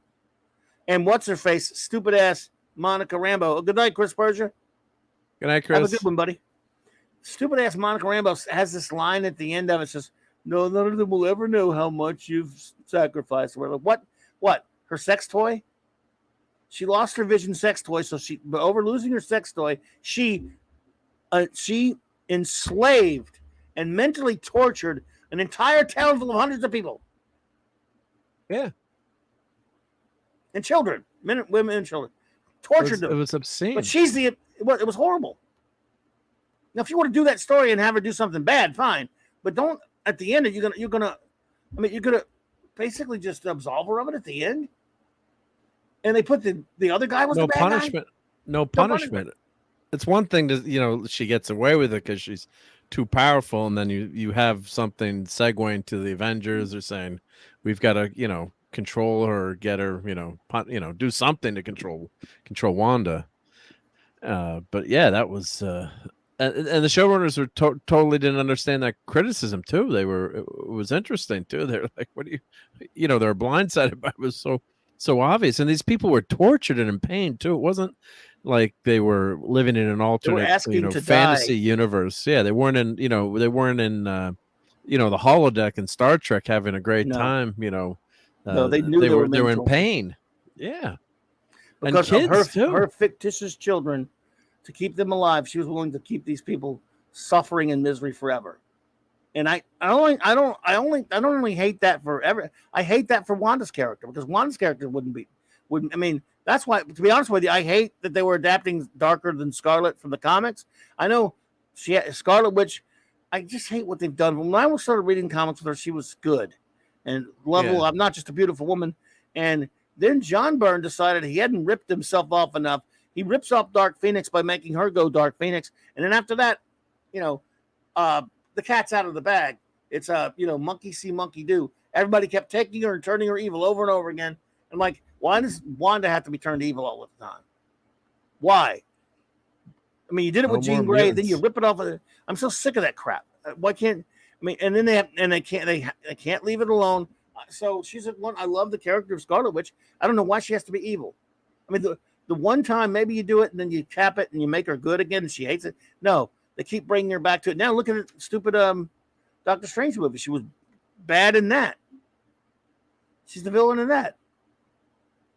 And now I can't even remember what happened at the end because that movie's so lame. Well, then, yeah, at the end. Oh, wait, what does that segue into? I'm trying to remember. They WandaVision had makes that. a great argument for the MRDs and the Sentinel program. Yep. Yeah, hey. I agree with that, Ravenscroft. Yep, the best Wanda and Pietro story yesterday, Quest. That was great. Yeah. I have no problem with characters having that happen to them sometimes where they go, it's a little old now. I'm tired, but I'm tired of it. And again, why poor Wanda? Why have to make her evil every damn time? And then she goes back to being herself once, maybe, but it's been done how many times now? You can have a character that's conflicted. It's got a moral, decision, like you see on UFO, that episode where Straker's got to choose between, diverting a plane or saving his son from to get him some medicine. So, there's that kind of moral dilemma. We could say, or maybe she went, quote unquote, evil.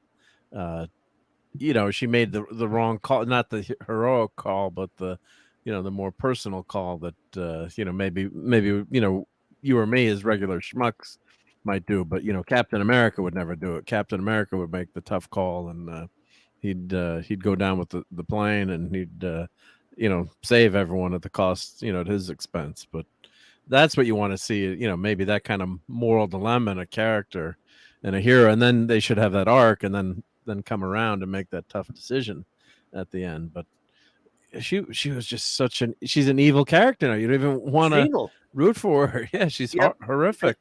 Westward Smile, hello there, welcome. Yep, and you're exactly right with her backstory from Age of Ultron. Such a shame because I think Elizabeth Olsen's amazing, and I like the way she was very likable and very good in these movies.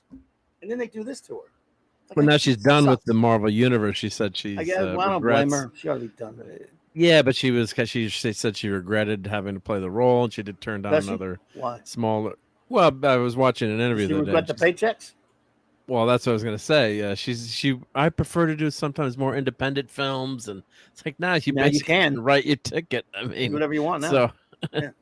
But she was good. She's good as Wanda, though. She's a good beautiful actress. Yeah. Woman, wonderful actress. I mean, I love her. I'm a fan of her, and I'm a fan of the character. I don't like what the character isn't just the movies. They've abused her in comics, and I can't stand it. Number 5, I got a Luke Cage. That show was such a disappointment. I love the character of Luke Cage, Power Man, and I don't know. I may have been in a Luke Cage episode, or it may have been a Iron Fist episode, whichever one it was, where the two of them went out as Power Man and Iron Fist one time and kicked some ass. That was so much fun. But aside from that, the show was abysmal, and at the end ended. And we're never going to see it again anyway. It ended with him being a bad guy, and I hated it. So we're not even doing all these shows. That's number 5, and we're not to a show I even like yet. At 4, I put Punisher. I'm not a Punisher fan. First season's kind of boring, to be honest. Second season, I think, is a little bit better. He's good. He's a great actor. I like him, even though I don't give a flying crap about the Punisher. But he's really good. And it's kind of enjoyable to watch that second season, but it's still kind of, And then Defenders at number 3. Again, a show I didn't like much, but I got to see all of them kind of together. That was kind of cool seeing a team-up thing. Daredevil, getting to see Daredevil is the best thing about that, really. And they worked as a team pretty well, but it wasn't much of a story. Now we're finally. It was great. It was great to see. I have to say this. Sorry, yeah, it was great to see them all together. That one scene, even though it isn't the traditional Defenders, but it was fun. It was fun. It brought a smile to my face. It's like, just to see those team ups. Yeah. Blood filler. I prefer to be a professional strip club reviewer. We all make sacrifices. I would love to be one of those myself. Can you get me on doing that? All right. So now that was a 2.5. Another, I gave that like 2 stars. Now we're actually in the top 3 of the things I gave 3 stars that I actually liked, or 2 of them, 3 and 2. I actually liked Werewolf by Night. Yeah, it had its faults. Some people have some nitpicks here and there, which I understand, but it was kind of fun. Just goofy fun, man. Just it was good to see what Man Thing in there, and I enjoyed it. don't Yeah, know it if was you, a nice surprise. Yeah, yeah, it was good. Yeah, and it was black and white. Wasn't that black and white for it part of it, was. or yeah, It was black and white. It was kind of cool. or was the whole thing black and white? I think the whole thing was, yeah, a Yeah. nice little Halloween special. And number 2, I got Guardians of the Galaxy Christmas special because, again, that was pretty enjoyable, goofy fun. So, and Oh, the that was only show great. that I love of the TV is Daredevil. First 2 seasons of Daredevil are magnificent, just brilliant, man. I mean, I love them, especially this. I'm not sure what I think I love the second season a little bit more. Actually, I don't know. The first is great too. And it has all these things going against it. You think I wouldn't like that. I don't prefer. I don't like the grim and gritty too much, but it worked. You could do that with Daredevil. I like the fact that even though it was that, it still takes place in at the time the Marvel Universe. Yeah, when there was an MCU. Charlie Cox is terrific.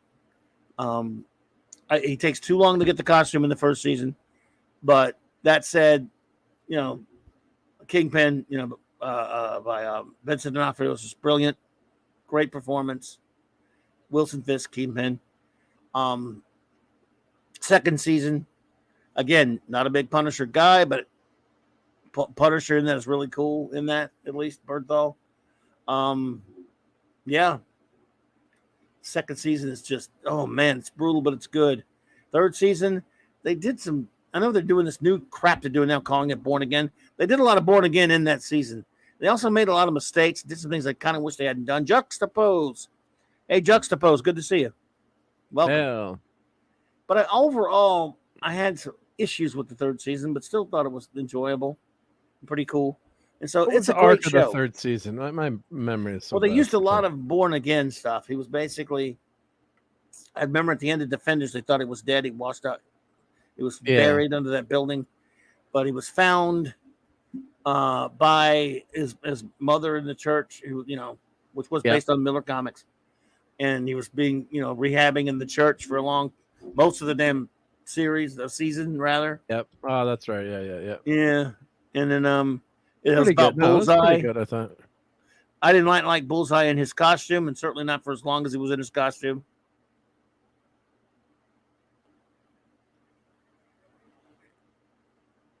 So Yeah, but overall, it was you always wanted to watch that show though. When Daredevil was on, yeah, he wanted to see Charlie Cox and Karen Page. Foggy was good. All the actors were good. Phil Urich, how do you say his last name? Ben Urich. Phil. Ben. They killed Ben Urich in the first season. Yeah, that's what I was going to say. I hated when they did that. Stupid. That was bad. Yeah, RJ, that's right. He does. I mean, he finds out that his mom is a nun in the third season. That was done in the comics, except they elaborated a little bit more on it in here. Wagner says, I'm assuming you didn't watch Agent Carter. Oh, I did watch. Okay. I didn't watch Runaways or Cloak and Dagger or Hellstrom. I heard Hellstrom was bad. I've watched all those. I watched review them for you. Really? Wow. I watched Agent Carter's first season and did not like it. And I think I watched most of the second season and tapped out. I love the character of Agent Carter. I thought her first season was way too much girl power drivel. Didn't make any sense. I like her girl power. Men are crap. Men are horrible in the thing. And she's, fighting. It's just the commentary on the 40s. I guess, yeah, big deal, but it doesn't make for an interesting show at all for me. And I did not watch all of the second season. I just kind of got bored. I love her, too. I love her as much as anybody. Zathras, what's up, buddy? Hey, Zathras. And I did not watch. Out. And I did not watch Gifted or Legion. I did not watch those because, Legion, they can't steal that name from my Legion of Superheroes and get away with it, so I could never watch that. When I hear Legion, it's about the Legion of Superheroes. And that's all. In other words, it's about these guys. That's the Legion right there. I know it's not real. I know it's Marvel. But I couldn't get into it.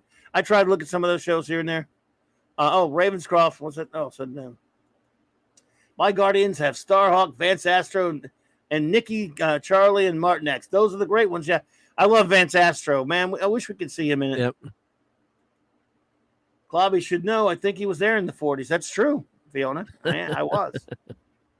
Well, I gotta there. say, I was watching Agent Carter at the You time. I watched think Hellstrom? I did. Well, What is just so I wrong? could let you know not to watch it. But Okay. Agent Carter, and I was watching all the show. You know, a lot of superhero shows. I think my kid was like 12 at the time, Eric. And we just enjoyed watching it. You know, light, fluffy stuff. Yeah, some of the political stuff. It reminded me a little bit of the Wonder Woman TV show, somewhat in the 70s, in terms of the. You know, of course, it's set in that time period, and there was some fun stuff in it. And of course, she's fantastic as Agent Carter. I just remember it as like it's kind Yeah, of it's like just a it was so fluff show. stupid. I So know. stupid. I'm Everybody, remembering enjoying it. every man was a piece of crap. I I know, get but we tired are, of aren't we? Well, I'm No, I'm a piece of crap, I'm but that's joking. different. No, I'm I saying, know. but my whole point Yeah. about that show was she could have had the only one guy that was sort of nice was a schmuck, and he didn't have to make every man a piece of garbage in the show. It Yeah. could have been, Steve Rogers wasn't that way, and they did. I like the one with the Highland Commandos on it. Yeah, that was some good stuff. I just remember enjoying my son. Hellstrom, never watch. It's just a travesty. I think they just had the I think rights you to and it. That Gary was are one the of the only ones Hulu that watch shows. that. Yeah, I started watching. When I started watching, I got to finish it. I'm like, it can't be this bad, right? Had nothing to do with the comics. It's Damien. It's just a name only. It's just a. And as far some people don't maybe if you're not a horror fan, but it wasn't even good horror. It was just a total waste. And Cloak and Dagger, I'd say You it's like a watched C that too? minus. Yes, I watched Cloak and Dagger. Wow, man, The what do you kid- have time? Yeah, I don't do any work. I just watch these shows so I can help review them. Yeah, I'm just kidding. Cloak and Dagger was very, very extremely mediocre to very bad. There were a couple of decent parts. The kid playing Dagger, I did not like at all. They followed the comics pretty closely. It just didn't have that spark. There was no spark between the two leads. Runaways, I've watched. There was some good stuff in Runaways. Season 2 of Agent Carter was worse, Fiona. Wow, you were saying Runaways? You like Runaways? I wouldn't, say it's go stop what we're doing and go watch Runaways. But there was some interesting stuff, and it's more more of a teen, drama. But there was some kind of cool stuff in it. The dinosaurs are cool. It got a little over the top in a couple of ways, but it was a heck of a lot better than some of the other stuff. Oh no, I hear you. That didn't last long, I guess, huh? I think Runaways went for 2 seasons. Mm. But they had some cool tech in there. I can't remember the character's name now, but the guy, one of the dads, had predicted time travel. So there was an interesting loop in there. A couple of good plot points, but it was just, don't go out of your way to watch it if you think you might want to see what happened there. And the Runaways comics, I guess, for a brief blip, they were selling better, but it was just. Yeah, I'd agree with that, Fiona. Yeah, that was when Marvel was taking a turn there. It wasn't over the top, but I remember a few things watching. It's like, oh God, did you really just say that? Well, some of the actors are good. I heard Legion did that too. People said the second season got turned into woke drivel. First season's amazing. Of course, you have to like that kind of avant-garde, crazy, kind of a movie or TV show. It's not for everyone, but it's an interesting show, Legion. So I didn't finish the last season actually, but the first season was a lot of these shows. The first season's always the best because they have all the the fresh ideas. But God, Legion's a damn strange show. That's incredibly strange. But that out of all those that listed, I would say that's the one that Wagner was asking about. I'd say that's the one I would say, check that one out of all of those. And maybe you like it, maybe you think it's nuts, but I did enjoy that show for the first season. Well, yeah, Ravenscroft. I bet it goes without saying that they would not call it Son of Satan. Yeah. Hell, how did that get published? Yeah. There was I was always when I was seeing that comic on the rack back in the 70s, you didn't see it down here that often. But I did see it once in a while. It got past distributors. I don't even know how. But I mean, that's down here in the holy world of South in the 70s, man. Wow. Yeah, you just and I wouldn't buy it. And I was like, Satan, what the hell? If I brought that to Catholic school, I'd be oh no, God, I'd be excommunicated. Yeah. Well, What do you yeah. can't bring that? Yeah. Didn't do too well down here. These got that is all or nothing. They did it, just didn't quite land. I hear you. Well, people I've heard who liked it said they hated the second season and on beyond because of said it was wokeish, but I don't know. I haven't seen it. Clobberin, from what I hear, Legion explores insanity and multiple personalities better than Moon Knight did. Well, what wouldn't do anything better than Moon Knight now? RJ got 100%. Yeah, Moon Knight was so bad. Oh my God, man, it's tough to pick a worse. There's no Moon Knight in Moon Knight. Practically, right? He's in the Moon Knight appears for what 30 seconds basically in the show, or he's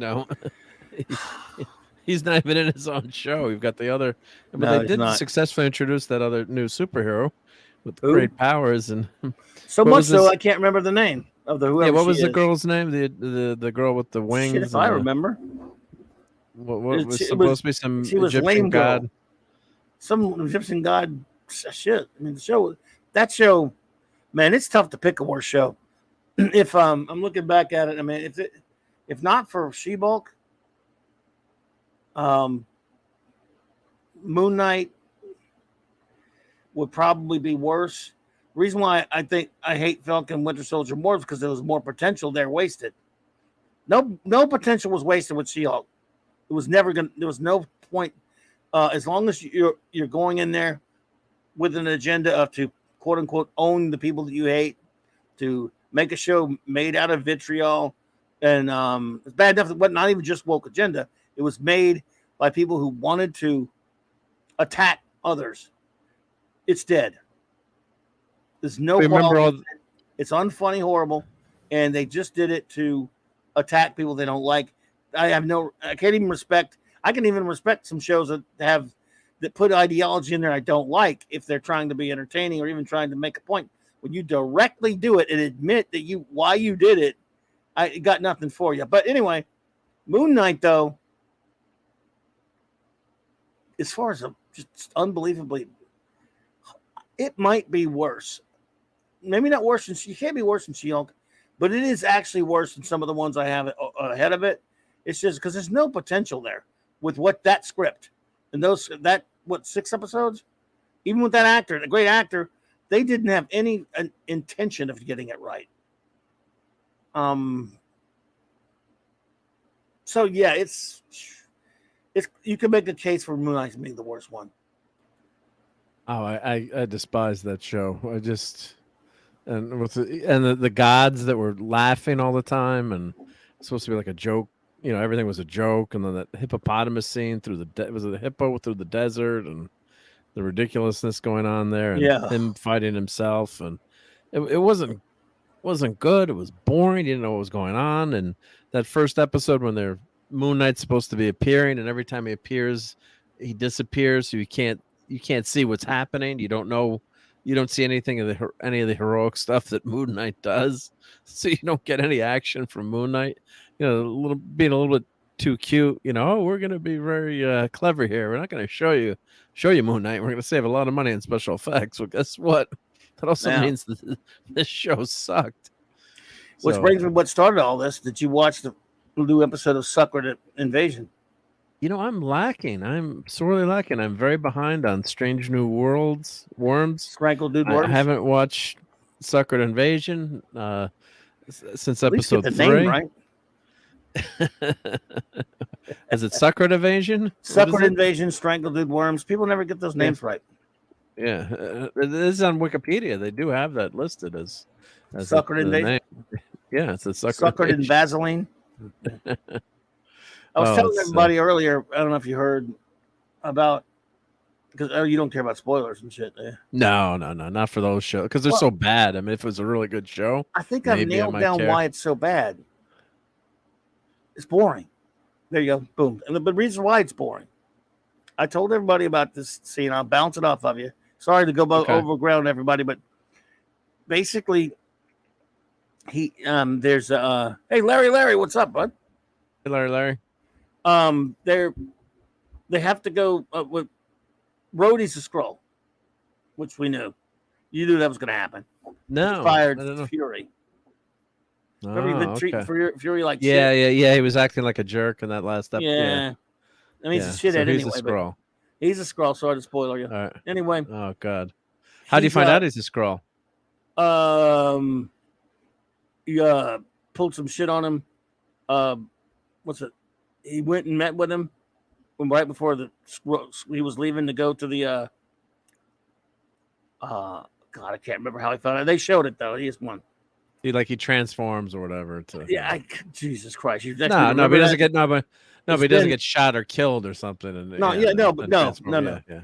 you're asking me to remember that much detail. It's only been less than a day. It's only been less than 20 hours. Can't remember. Yeah. But I can't remember this. What I'm gonna tell you. You had to make it worse by making. He finds out that he's a scroll. Put it like that. That's the best I got for you. I'm not kidding. All right. That memorable. Yeah. So, and I bounce it off of you as to why you might even agree with the hypothesis, but it's this.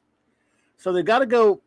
What's it? The baddies, Gravik and these guys. In the previous episode, he killed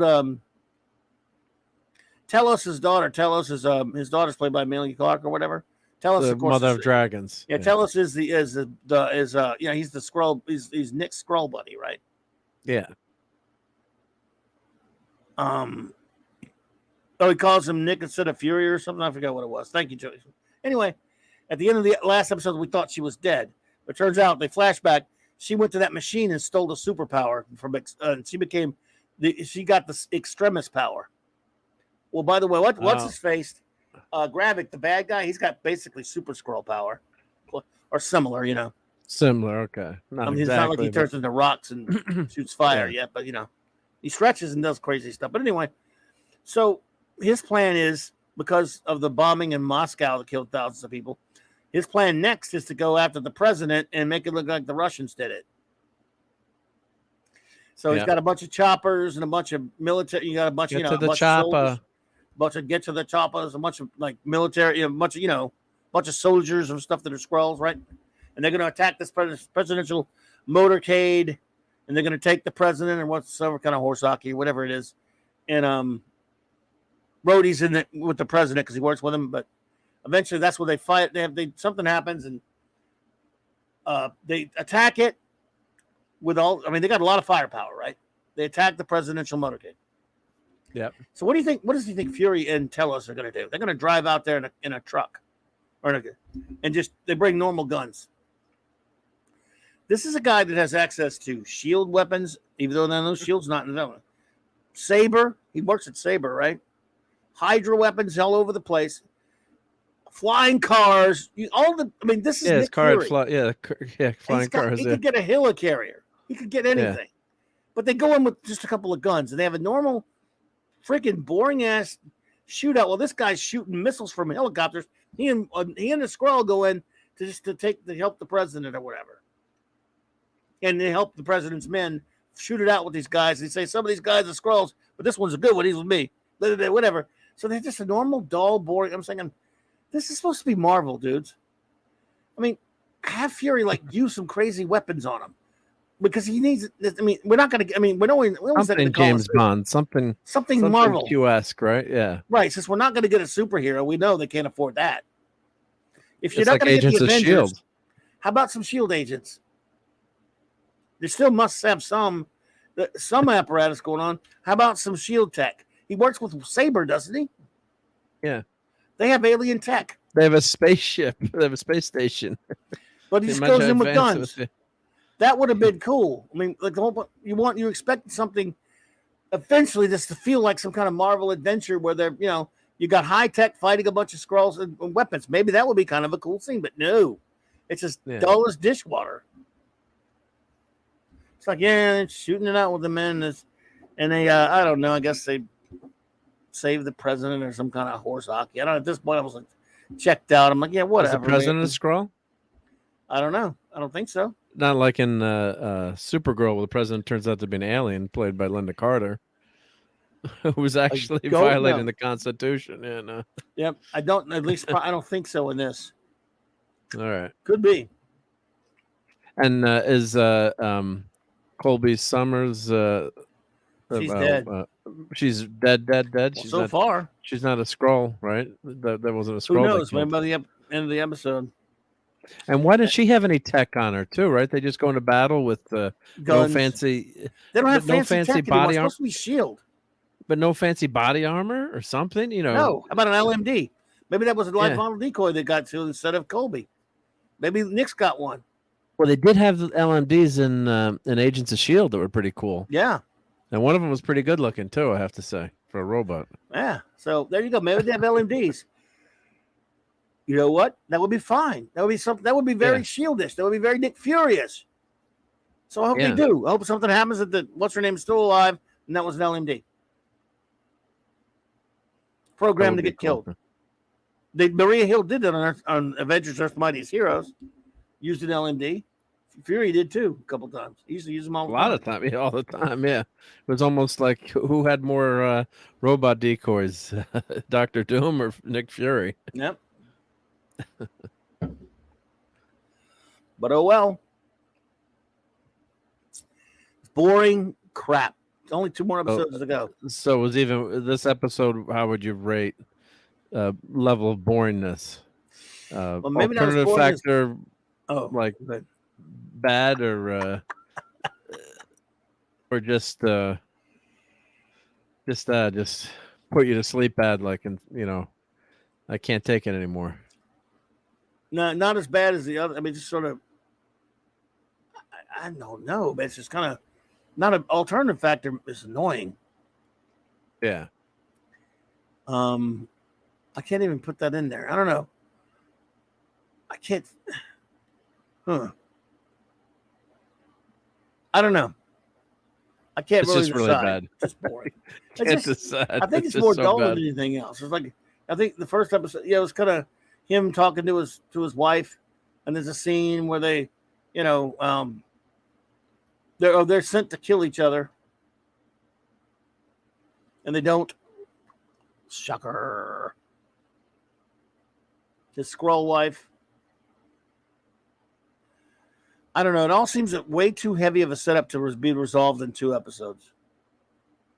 If it gets resolved in the next. And basically, not much has happened, and you've had to watch all these episodes when it could have been like a made-for-TV movie with the German's favorite guy Hoff. Maybe it would be even more enjoyable. Just do a 2.5-hour movie. And Germans do love David Hasselhoff, by the way. I know. So MMM came in there and got all over me from making fun of David Hasselhoff. And he's got a great Christmas album. David, if you're still there, the David Hasselhoff Christmas album was excellent. He's a damn good singer too, the Hoff. I just got the Knight Rider Playmobil. I got to put that sucker together. I'm excited. I got that for my birthday for my kid. So Wagner says, next Wednesday, Clubby should rank the pre-2000s Marvel TV movies and shows. There aren't too many of those, but good. I could rank Howard the Duck. What'd you say you have? I thought you said something to show us. No.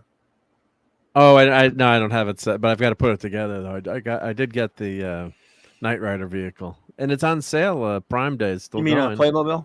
The Playmobil Knight Rider, but it looks nice. Retroblasting did a video on it, and yeah, really good. Yeah, again, save the day. Yes, the Hoff is awesome. I love David. No Hasselhoff. talking bad about the Hoff. Yeah, Baywatch Nights, almost as good as Baywatch, but we won't make fun of Baywatch Nights. Bay Night. All right, come on, he can fight vampires. MMM. Can I make fun of Baywatch Nights at least? You got to let me have that one, man. We used to make fun of that show. I mean, Baywatch Nights. The nights will never be the same. I bet that's popular over there too. Yeah. I was watching a TV show like, Entertainment Tonight or something. And at the time, Baywatch was the most popular show in the world. And they were showing people, in third world country that had no electricity, and they were starting their generator just so they could watch Pamela Anderson, David Hasselhoff, and the rest of the gang on Baywatch. So, and it was such a fun show. I mean, God, Baywatch, we make fun of it, but it was, it knew what it was about and it was fun. You had those bottle I was just episodes. sad that my buddy Mark Yeah. Parker Stevenson didn't stay on it longer. Yeah, well, that was this foolish NBC. I know way too much about Baywatch. NBC had it for the first season and canceled it because we were all watching in college at the time. I wonder why. Like Baywatch is on, guys. Let's go watch Baywatch. We're watching it just for the plots, of course. And they canceled it, and then it went, UPN or Independent, and then it became, at the time, eventually the most popular show in the world. So idiots at NBC, they canceled Baywatch and Star Trek. Where did it go? What channel did it go to? ABC? It went syndication. So it went to like up here was on like Channel 9. Really? Yeah. I didn't So realize first it was season's syndication. NBC. I thought it was a network. Okay. No, I'm pretty sure it was. Doping me. I mean, no, syndication. Yeah. So yeah, but back when you could, Star Trek was did it successfully back then, and a few other shows. I mean, I don't think that happens now with the streaming, but yeah. Was the 90s?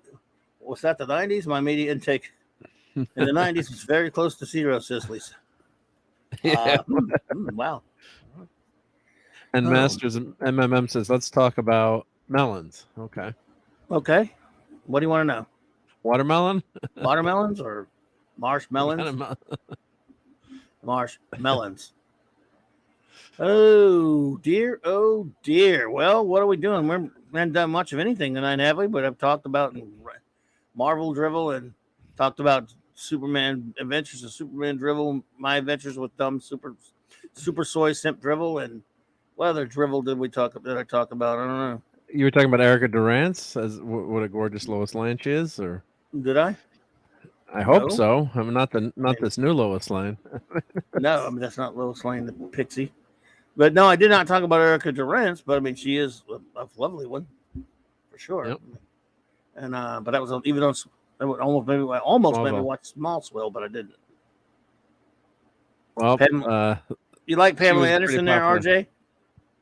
Pamela Anderson was worth every episode she was in. She may be Hollywood pinhead, but we watch her, we don't listen to her. Yep, she is definitely that. I think she's got a new book on. She had a new documentary on her life out. I heard her getting interviewed, but yeah. So I didn't watch it or read it, but yeah. Dang. God bless her. Yep. Yeah. There you go. Well, what else we got going on before we mosey on out here? There's Courtney. Hey, Courtney. She says, "Hi everyone. I'm driving, so no more chat, but sending my level love to you, Courtney. Good to see you.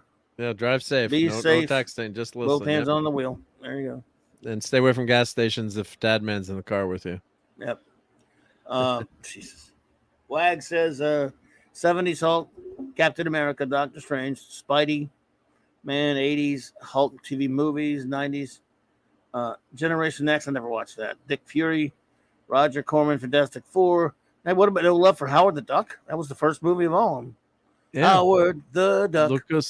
George Lucas. Oh, the Cluck. Then was his. Did he mention the stupid Punisher movie? And there was that that the dumb Dolph Punisher Lundgren one. Yeah, I like that. It's going crazy. Oh, I didn't even watch it. I didn't watch it. I just called it. I was just being. I mean, it silly. doesn't have the costume, but yeah, it's not that bad. I mean, I haven't watched it in probably 20 years, but I remember thinking parts of it weren't that bad. And everyone's unsuffered my channel, but and I watched it with the missus one night. She knows nothing of the obviously of comics, so but it wasn't. It's not as bad, I think, as it's been. Things get a reputation for being bad, but I mean, God, I'd watch that Punisher movie 100 times over, having to watch the Inhumans again. I mean, if you lock me in, yeah, I mean, yeah. So, but I mean, it's watchable. I think it's watchable. It's not true to the comics, but I think it gets a lot of hate when maybe it when it shouldn't. You did leave out one other thing there, Guagdar. You did mention the Spider-Man show, but you forgot the Electric Company Spider-Man show. Yeah. Spider-Man, where are you coming from, Spider-Man? Nobody knows who you are.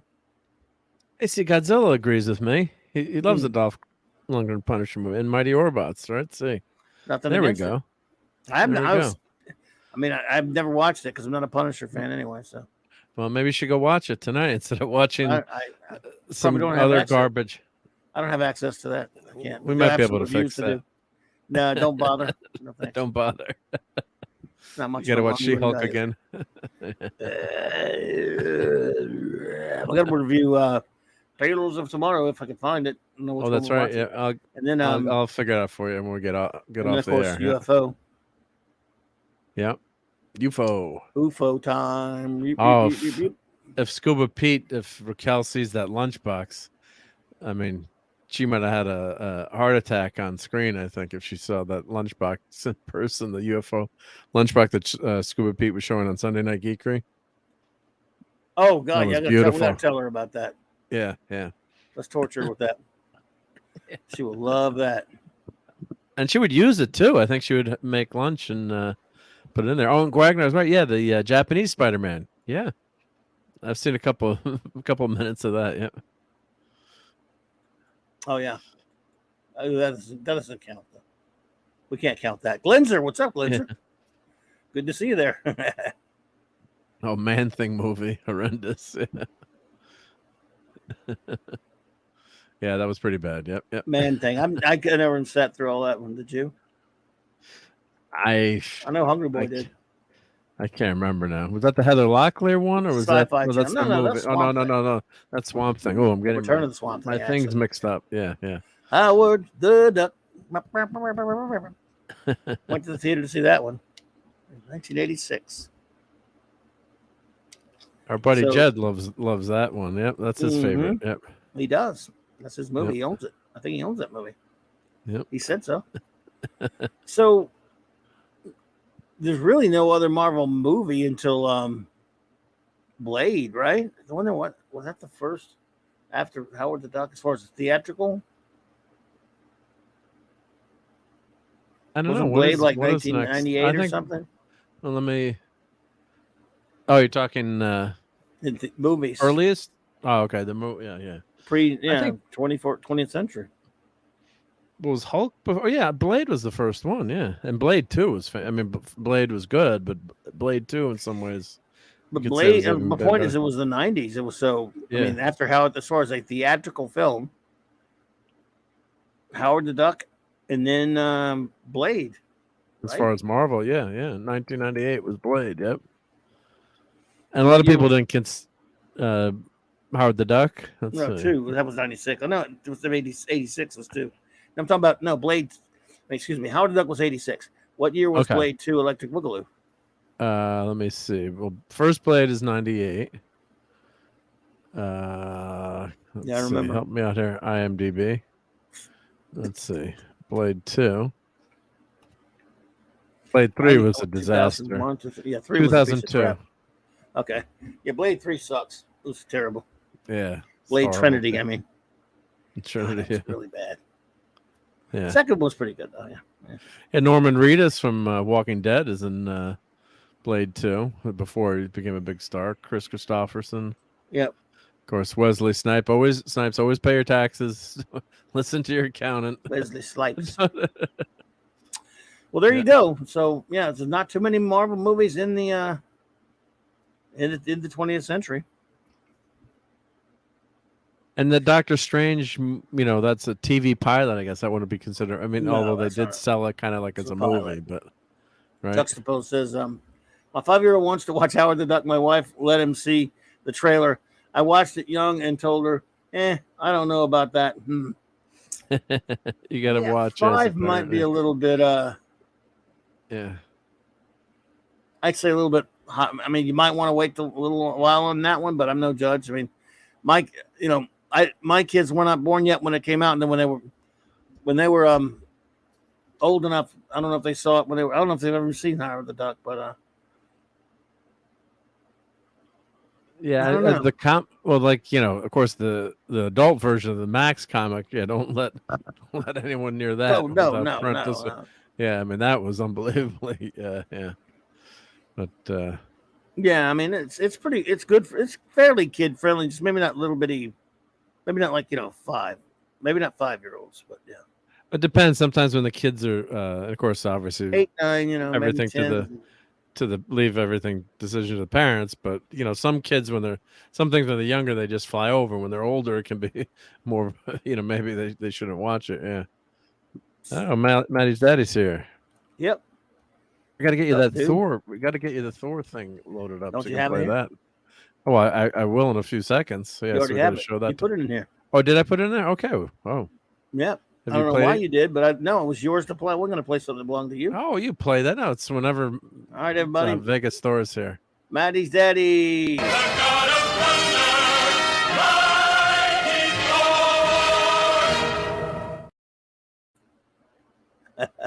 Love it.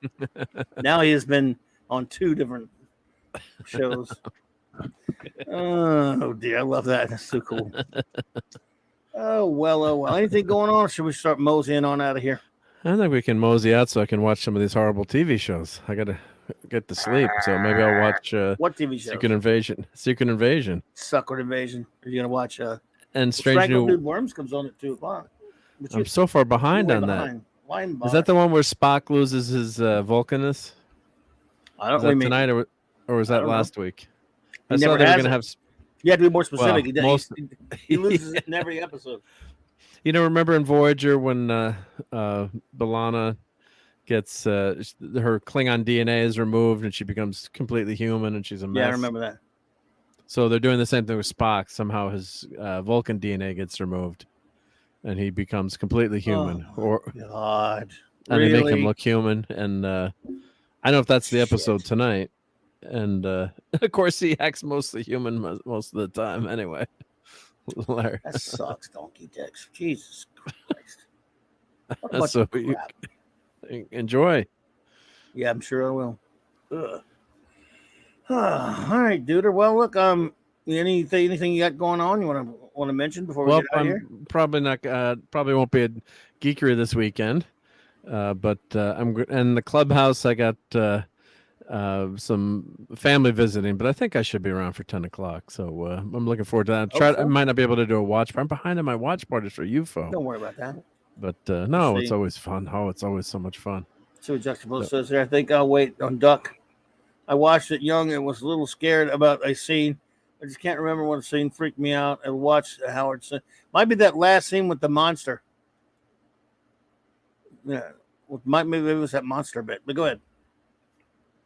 Yeah, always. Yeah, parents always watch things beforehand and check before. Because sometimes too, if you haven't watched something in a long time, you might forget a scene or something too. So it's always a good idea to do that. I got in big trouble because I was watching Empire Strikes Back and my niece is over. My brother-in-law got really mad at me because like, you can't let her watch that. I'm like, well, I'd watched 1 the other night. I'm watching 2, and she came over, and she was like 5 or 6 or 7 or maybe 8. I don't know. She's like, now she knows that spoiler.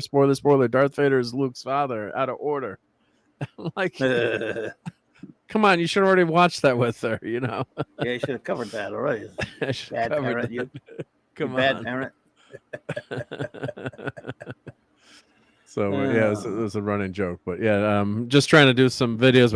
I'm trying to tweak my channel and do my appeal. Now I've got to do a video appeal to try to get remonetized. So I only have till the 24th to do that. So I got to do some work and do an appeal. And between now and then, I've kind of stopped doing all my toy videos because they keep getting nabbed as for kids. I'm a really big kid. Come on. So or I guess if I do a longer review video, it's okay. But so sorry about not as much content, but we'll get back hopefully to showing some more of the collection more often.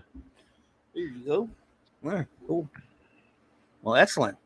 Let's see here. Show notes, everybody. What we got going on? Okay. Tomorrow at 4 Central, 5 Eastern, I've been invited on the great WDW, I always say it wrong, WDW Pro, sorry, channel. On the panel for that channel, it will be I will be a guest, and I'm very pleased to be there. They say the great Eric July will be there as well, so I'm looking forward to meeting him. And that's going to be really cool. And then right after that, I'll be on with Tom and the gang on Midnight Edge After Dark. And then right after that, the Clubhouse. Tomorrow night, the Clubhouse. So a lot of streaming for me tomorrow night. With the Clubhouse with Raquel and Mark. And then Friday night, I'm not sure yet, but let's see. Oops. I know I forgot something. What'd you forget? I guess I could just show it this way. This could take too long to send it to me. A picture I wanted to show. Oh, there we go. All right. I'm going to be on with J-Man Friday night if I'm able to make it at all on any show Friday night, because I'm not sure now. I promised to be on with J-Man and, of course, with Nick. And something's come up now where I'm not sure if it's going to be free Friday night or not. Probably, but just not 100% sure. So there's that. But if I can, I will be here. I'll be on J-Man's channel. I'm trying to send the picture now, put the picture up there now. Should have done that earlier. What's wrong with me? Oh, nothing's wrong with you. Everything. Maybe too many rocks. Well, see, there you go. That's a lot of problems there. All right, so now let me find my damn picture from it. Come on, you. My inbox is being too slow, folks. There we go. There we go. Bop, bop, bop, bop, bop, bop. Where are you? All right. Okay. Now, we'll see if it works.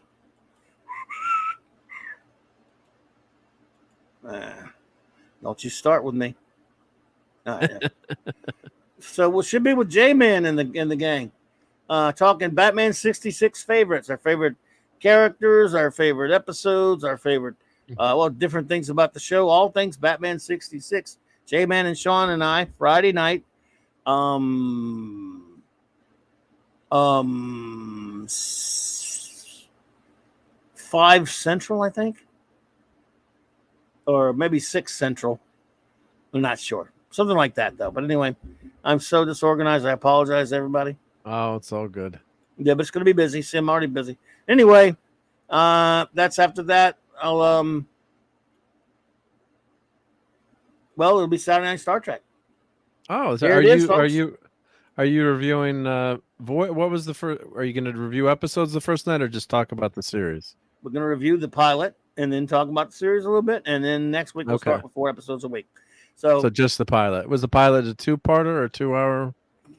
Yes, it's a 2-parter. It's broken into 2 parts. It's longer. Yes. So the pilot episode of Voyager Caretaker will be on Saturday Night Star Trek. Same Trek time, same Clobberin channel. So I'm looking forward to that. Oh, I got the book in. Today. What book? On Voyager. Let me grab it. Cool. Star Trek Voyager Celebration.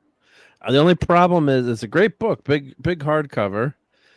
It doesn't cover every episode in detail. It picks, which I got to let Raquel know.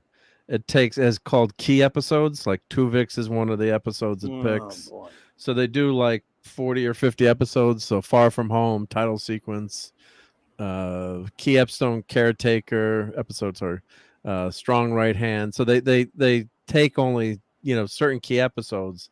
And then what's really lame in the back of the book, you remember you had the Star Trek Compendium, at least it took like half a page on each episode, with that vertical column, and it gave you, air date actors and a small synopsis. This literally has a paragraph for each episode, like, season 7, critical care, and it's got, the doctor is stolen and is sold to a hospital ship, where he finds that more valuable patients receive better medical treatment. He finds that it's unacceptable and takes matters in his own hands to change the unfair system. That's all they have on the episode for the whole book. It's like, so that's where this book felt. Like the pictures are gorgeous. I love that. Everything on the book is gorgeous. The behind the scenes, and it's much better than the DS9 book in terms of these nice color ships. and it's got Distance to Earth and really cool stuff in it. But unfortunately, the episode synopses are lacking. They should have had at least a little bit more in each episode. Well, you we know? can talk to her about it tomorrow a little bit. Yeah, but there's You really want- no other book, so yeah. We'll talk to her, show it to Yeah.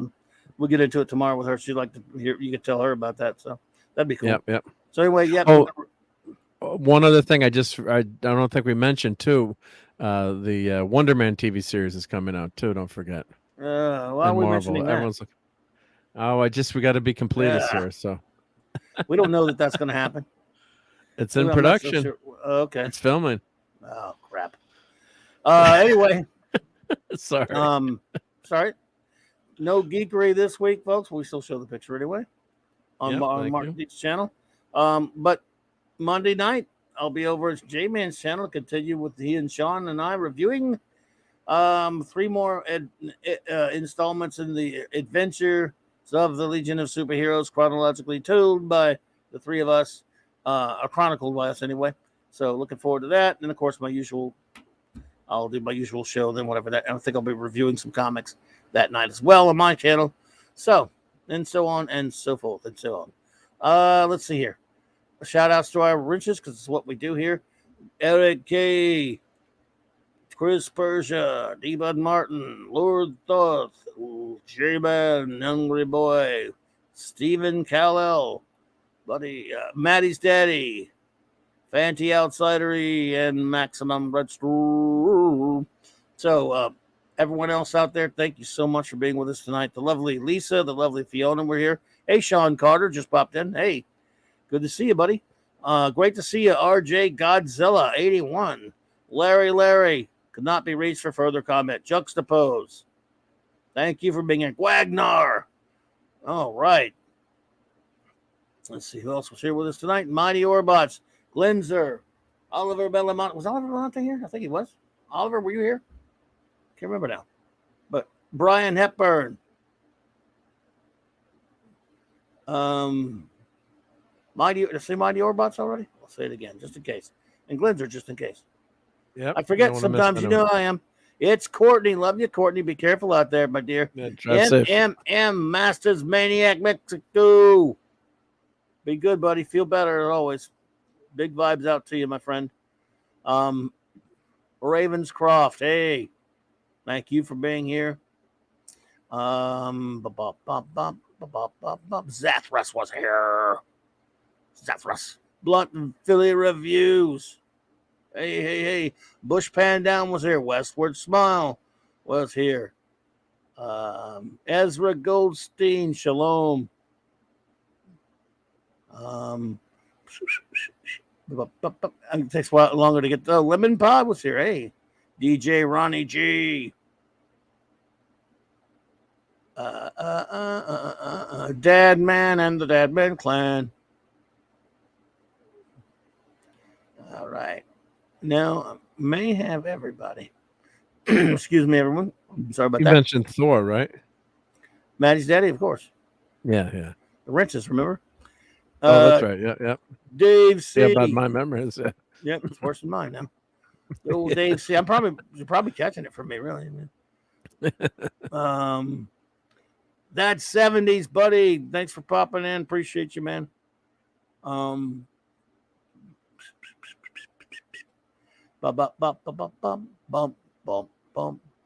Minimusness was here.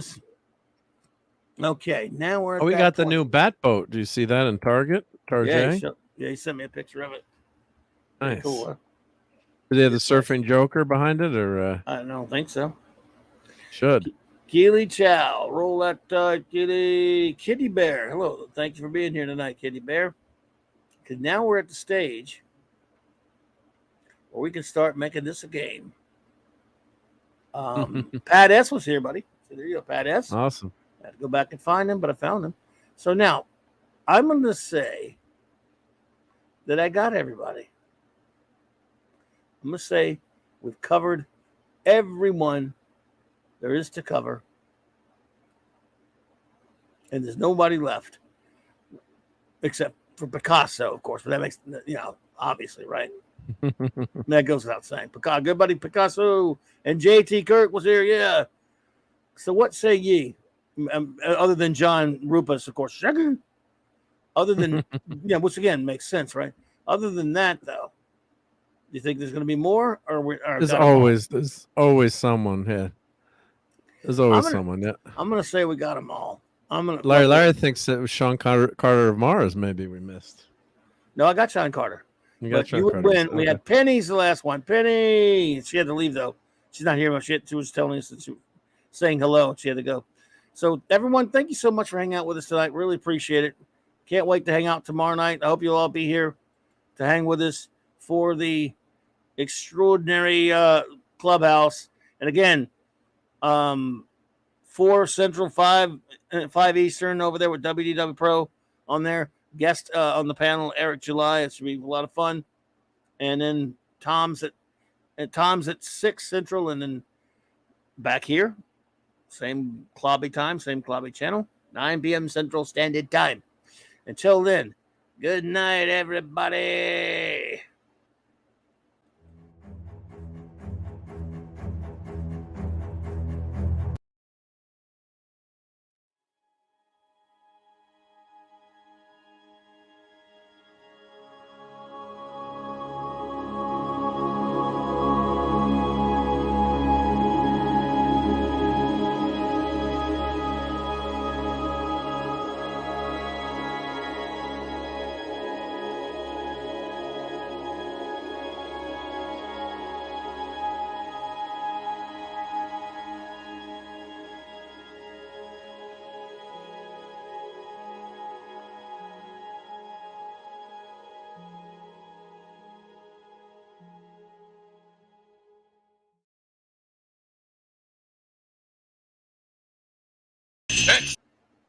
It's clobbering time! I just love clobbering time!